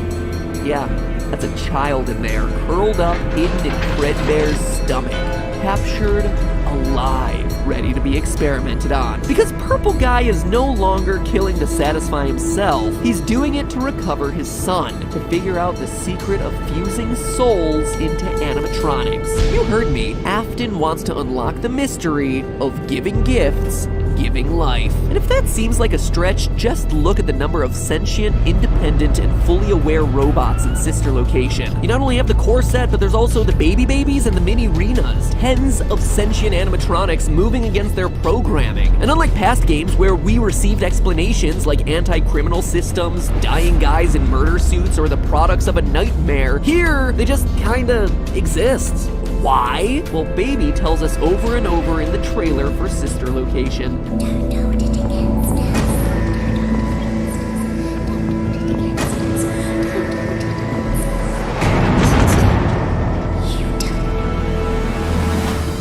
Before the game's release, we had no idea, but now we do know what they've been through. Experiments and controlled shocks. Dozens of children captured as the Funtime animatronics executed on the programming that told them to collect. Also that Afton could learn the secret to reawakening lost souls. As we see in Silver Eyes, he knows it's possible as he's not shocked at all when the animatronics come to life at night. Quote, "They're home with me." Dave's voice was coarse, and the large mascot head slid forward and tilted as he spoke. Their happiest day. All they know is that you're here, trying to take away their happiest day. You are intruders, end quote. And as evidenced by the animatronics crawling throughout Sister Location, he succeeds in his goal. But in doing so, he pays the ultimate price, losing the second of his children, his daughter, when she ignores his warnings to stay away from the robots. A daughter whose soul goes on to possess Baby, as evidenced by the eye color shift from blue in the minigame to green in all the other times that we ever get to see Baby. Now flash forward to the beginning of Sister Location, a place where, as we're told in the trailer, memories sleep, anger is restless, and secrets don't keep. The children's spirits are mad and eager to get out, but how does a ragtag group of sentient robots escape? Even if they made it to the surface, giant endoskeletons roaming around would be like the coming of Terminator 2, and humans don't take kindly to that sort of thing. And so they've been forced to concoct a sneakier plan to escape. They've put together the individual abilities Afton programmed into them, like Freddy's voice mimic and Bellora's misdirection tactics, to create a new entity, the collective consciousness known as Ennard, a tangle of wires and eyeballs that serves as their final hope. And we know it's all the animatronics together because it refers to itself as we. There is nowhere to go when we look like this.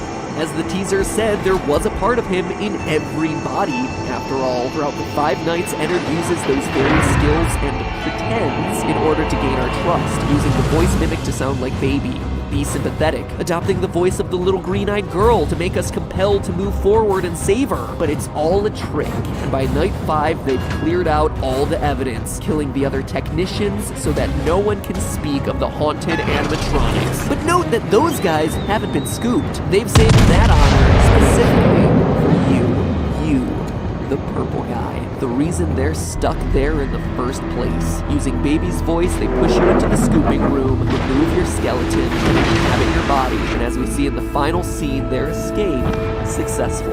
The Purple Guy, the serial killer father trying to put his son back together, is killed by the exact monsters he first created. But not in an unhappy way. He achieved what he wanted, being reunited with his children on page 411 of Silver Eyes. Quote, "The voice of the rabbit was smooth and rich, almost musical. Dave cocked his head to the side so that only one of his bulbous eyes could peer through the sockets. We both wanted to love," he said in those melodious tones. "Your father loved, and now I have loved."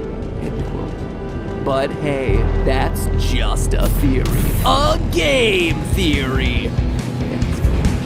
Well, welcome back to the Super Amazing Entertainment. Where last time I asked you whether you thought Sister Location was scary good or frighteningly bad. The survey said 97,000 votes for Sister Location and 30,000 against. So it looks like y'all felt that Scott got his bet with this one. The follow-up question for today, which animatronic is your favorite? Maybe it's the scariest, maybe it's the one you most identify with, maybe it's the one you're most excited about yiffing. Hey, no judgment here.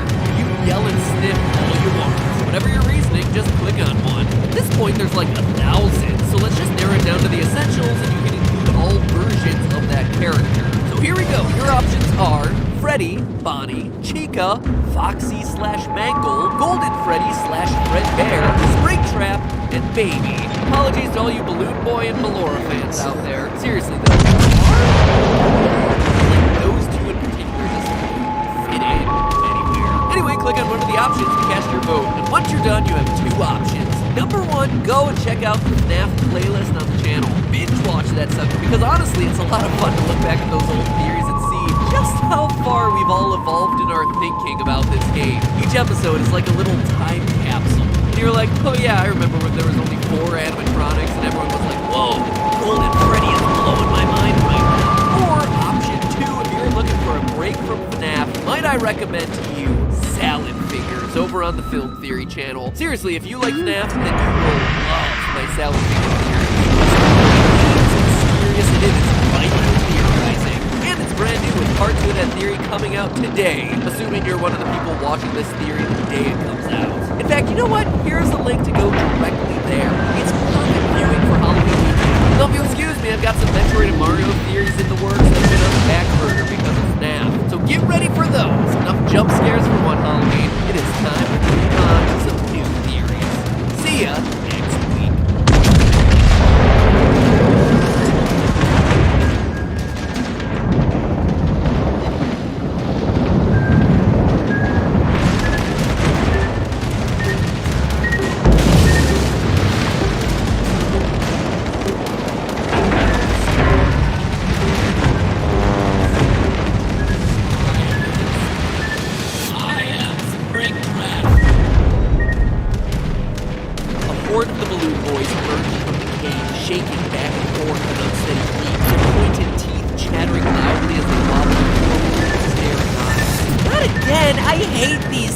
Jessica cried. You and me both, sister. You and me both. Up top. And high five me up top because you're a fictional character.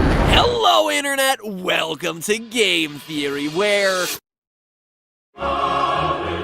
Yes, that's right, ladies and gentlemen. FNAF 6 is canceled. Looks like I had more staying power than you, Scotty C. Let's be honest, though. It's gonna be more delayed than canceled, really. And there's still the movie, the merch, a second book just released, a third book coming soon, and a fourth one on the way. So just like the animatronics, the series itself keeps getting reborn in new forms with increasingly absurd names. Withered Freddy, Nightmare Chica, Not So Fun Time Franchise. Speaking of ridiculous new names for the same old cast animals, let's talk about the latest addition to the roster, the Twisted Animatronics. Stars of the new FNAF book that came out at the end of June. Now, I'm gonna be honest, this book was definitely a step up from the first. It had 200 less pages. Oh, sick bird, y'all! You need a calendar, man! I mean, don't take that as too high of a compliment. In 200 pages, you still had a college robotics major going to the scene of a murder and then touching the victim, getting blood all up on her hands, and no one on the police force even bat an eye over the blatant crime scene tampering that was happening. Then there's the fact that in the book, multiple balloon boys, including BB, JJ, and whatever other ridiculous combination of letters you can come up with, are canon too.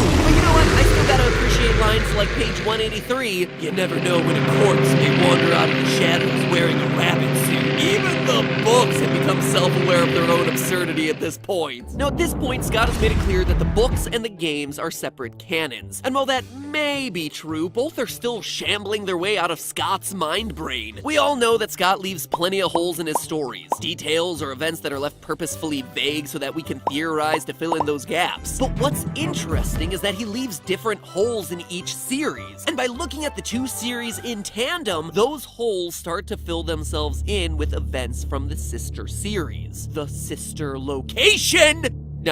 No, just no. Anyway, reading Twisted Ones was like reading the crib notes for Sister Location, because a lot, and I mean a lot of that game's weirdness became more and more clear as I turned more and more pages. So FNAF 6 may be dead, but we're gonna go back to beat the dead horse animatronic that is Sister Location. Can we name it Horsey? Horsey, the dead horse animatronic, and we just beat it every time we do an episode about one of these games? Great. Dead horse animatronic Horsey one final time, because thanks to the Twisted Ones, we have all the information we need to help that game make just a little bit more sense. First, how do we know that this book is anywhere close to related to Sister Location? Well, it's easy. The answer's in the title, The Twisted Ones. The recurring threat in the book are these so-called twisted animatronics. But even though we're supposed to think that this is a new breed of killer robot, they're not.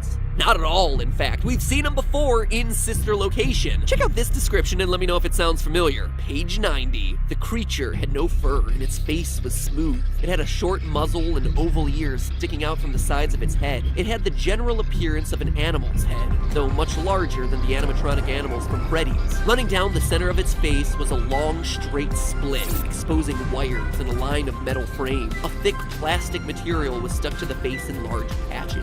So the twisted animatronics have a plastic-like covering and a face that splits open. It certainly sounds like the aesthetic of the Funtime animatronics, but it doesn't stop there. These guys were built to be big because their mission is to capture children, like Pokeballs out for revenge.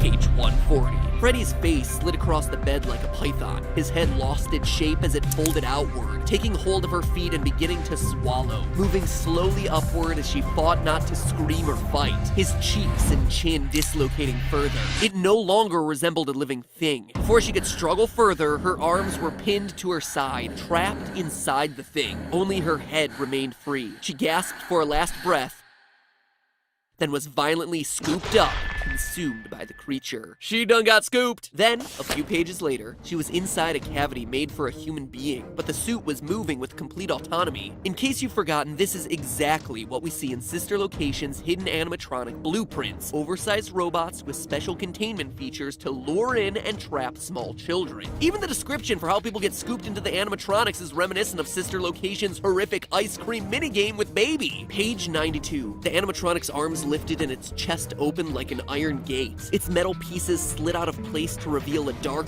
gaping pit where sharp spikes and spring locks were just barely visible. It was a trap, waiting to be triggered. She beat against its bent and damaged arm, but the other arm steadily forced her closer to the chest cavity. So why does any of this, and the Twisted Ones as a whole book, matter in the context of the FNAF games? Well, in the opening sequence of Sister Location, we hear that the Funtime animatronics were built by William Afton. With all due respect, those aren't the design choices we were curious about, Mr. Afton. A guy who, up to that point in the series, had only been named in the first book, Silver Eyes. By the end of the book, we learn that William is Purple Guy, the killer who kidnaps kids while wearing a golden Bonnie suit. But Silver Eyes also introduced us to other important characters for the FNAF series as a whole, including Henry, the last name given, William's partner and the more creative half of the company, the one who actually created the animatronics. So after reading Silver Eyes, we were left with William, the business guy who doesn't create robots but does kill children, and Henry, the creator who does create robots but doesn't kill children. Got all that?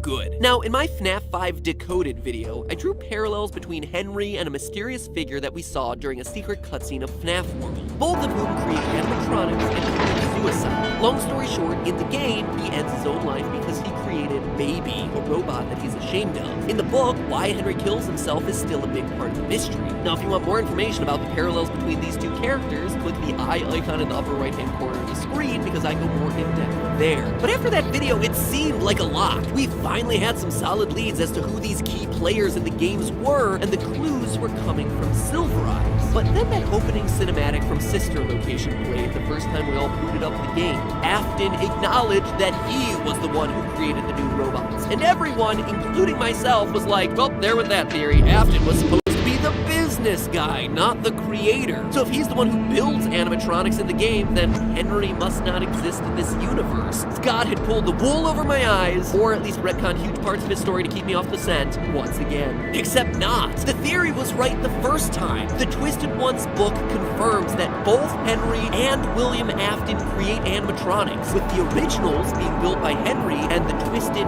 Funtime style animatronics being Afton's. On page 92 of the Twisted Ones, we see the main character Charlie, daughter of Henry, talking about one of these new animatronics. Whoa, the hardware, the joints. It's older technology. Maybe he made them earlier? I don't know. I recognize some of this as my dad's work, but then a lot of it's foreign to me. Someone else may have had a hand in it. If not, I have a feeling he's the one who buried it. Oh yeah, by the way, in the book, the twisted animatronics bury themselves during the day and come out at night to nab people. Animatronic zombies. Why not? It is probably one of the things that makes more sense. Anyway, it's continually hinted at throughout the book that these animatronics weren't built by Henry. My father wouldn't have used this. He always put stops so that the joints couldn't do things humans can do. And again, on page 113, the bear was frightened. The sheep, an imitation of Freddy, created by someone else. It was a strange variation, into which her father had never breathed life, but William Afton did. And then finally, William Dave, baby purple guy, Springtrap Afton confirms it on page 186.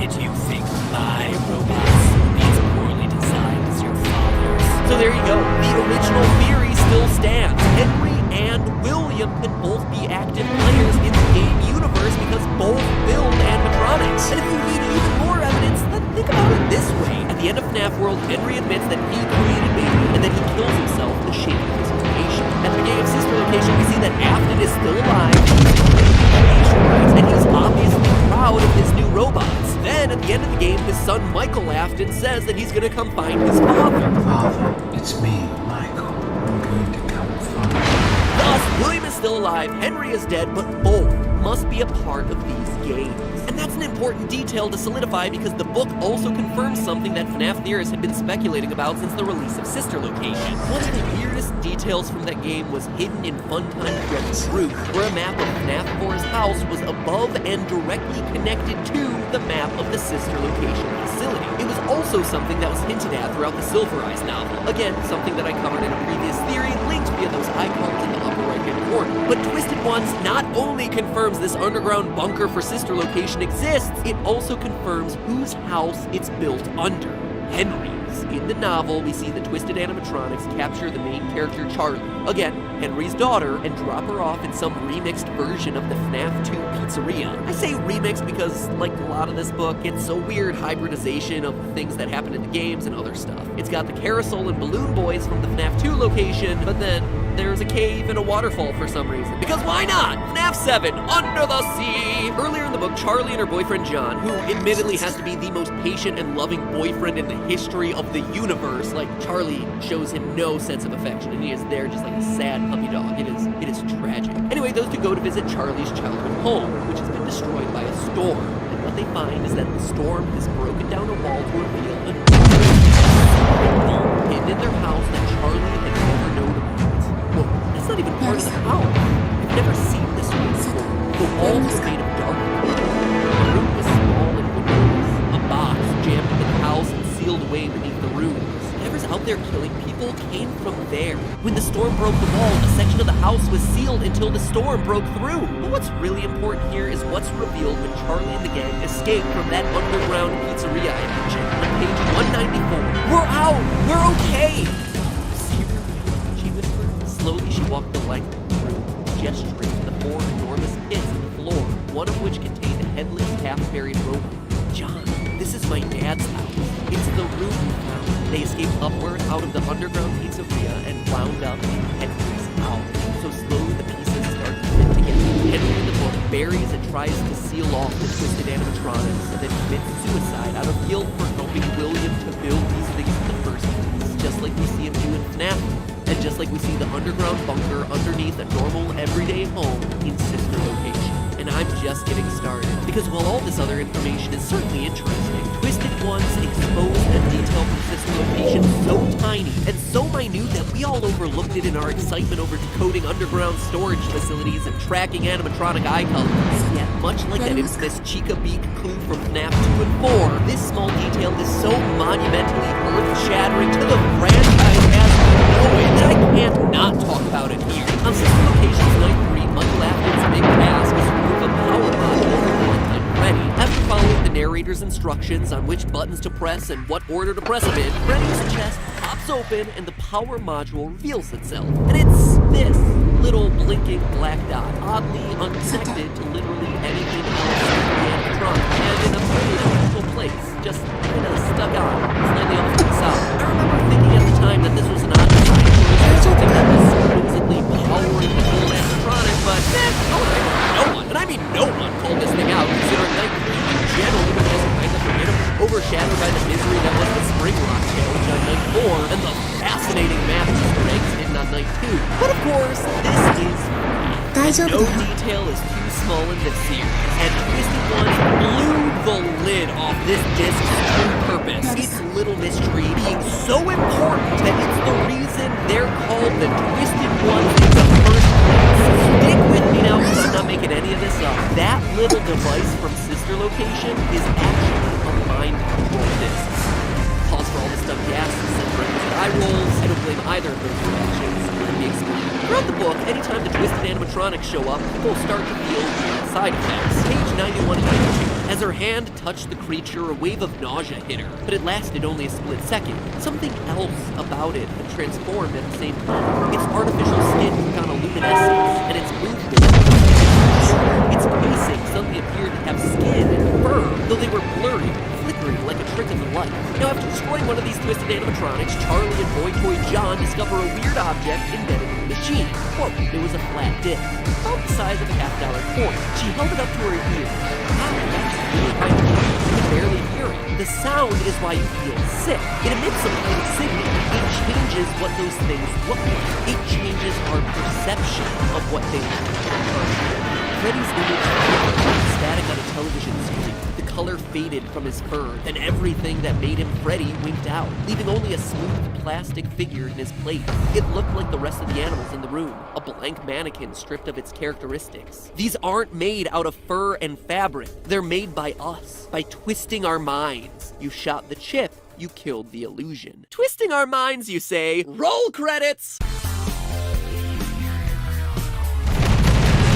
Now, for as ridiculous as a small disc that emits sounds that gets your brain to change the way it perceives the world around you sounds, it's actually based in scientific fact. The brain is constantly having to process tons of information, so it is always looking for shortcuts. For instance, if I show you this text, you're probably going to be able to read it really quickly, right? It's because the brain isn't reading text by individual letters, but rather by the context of the other words around it, the way it expects the sentence to go, and making guesses on basis. The same is generally true in visual perception. Without going into detail here, it's how optical illusions work, and there's been plenty of research on visual gaps that it experiences. So the idea that a disc is shooting out sounds that distract you and thus cause your perception of reality to change to stuff that you're actually more familiar with isn't as far-fetched as it might seem. At least not as far-fetched as robots haunted by dead children getting into an all-out rumble against other animatronics built to 4 unsuspecting victims, which is literally a thing that happens in the climax of this book, not no spoiler or anything. And of course, it probably goes without saying, but these little mind-control discs were created by none other than your own dad, William Afton, age 99. There was writing along with it. She had to bring the piece of plastic close to her face to make the letters out. They were tiny and written in an old-fashioned, flowy script. They read, Afton Robotics, LLC. Charlie dropped this William Afton. That's my father's old partner. That's Dave's real name.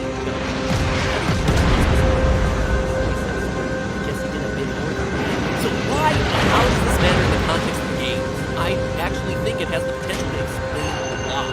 First, from the book, changing shape, we're just being distracted. What's the purpose of that, though? To earn our trust, to look more friendly. And that's something we definitely see at play throughout Sister Location. It was even in the hidden animatronic blueprints that we discovered. Technology put in place to lure and trap in. Now, this is speculation, but remember Sister Location's child's bedroom, as well as other key locations from FNAF 4? On the map, they were labeled as observations. Could that be what William was observing? The effects of his mind-twisting discs on children? Could FNAF 4 not have been a dream, a nightmare, a hospital hallucination, whatever, but rather the twisted dreams generated by these distraction discs? But even beyond that, I think these discs explain a topic that I have actively avoided throughout all my theories on this series. The phantom animatronics from FNAF 3. Remember remember way back to FNAF 3 when this was supposed to be the final boss battle, there was only one real animatronic out to get you, Springtrap. All the other main jump scares were hallucinations in a building that had a high-pitched whining noise the whole time. And especially when it came to the puppet attacking you. Weird that these hallucinations are happening around a time when there's high-pitched noises around, like these discs emanate. And notice that the ventilation in the game would only tend to drop after you had been scared, not before. It's as though these hallucinations aren't coming from a lack of oxygen, like Moon says, but rather from some other source. A disc specifically designed to manipulate your mind and bring forward all the horrific memories that you have buried in it. And regardless of whether you think Springtrap is Michael Afton or William Afton, which is honestly a theory for a whole nother day, one thing you can't deny is that these discs, Springtrap, and the Afton family are all connected, meaning that their use in a game where you're coming into direct contact with the giant golden bunny definitely makes a whole lot of sense. Could they also be the explanation for the other random Easter eggs we've seen throughout the series? The Lolbit mask, and the Mini Rena's random appearances in the control room of Sister Location. The Phantom Freddy and Phantom Bonnie from FNAF 2. I mean, the FNAF 2 location does make an appearance of sorts in the book, with the discs hidden in the lights of the building. Maybe even the hallucinations of It's Me way back in FNAF 1. The ramification of discs of this changes everything, and we physically see them present in Sister Location. So even if Scott is tired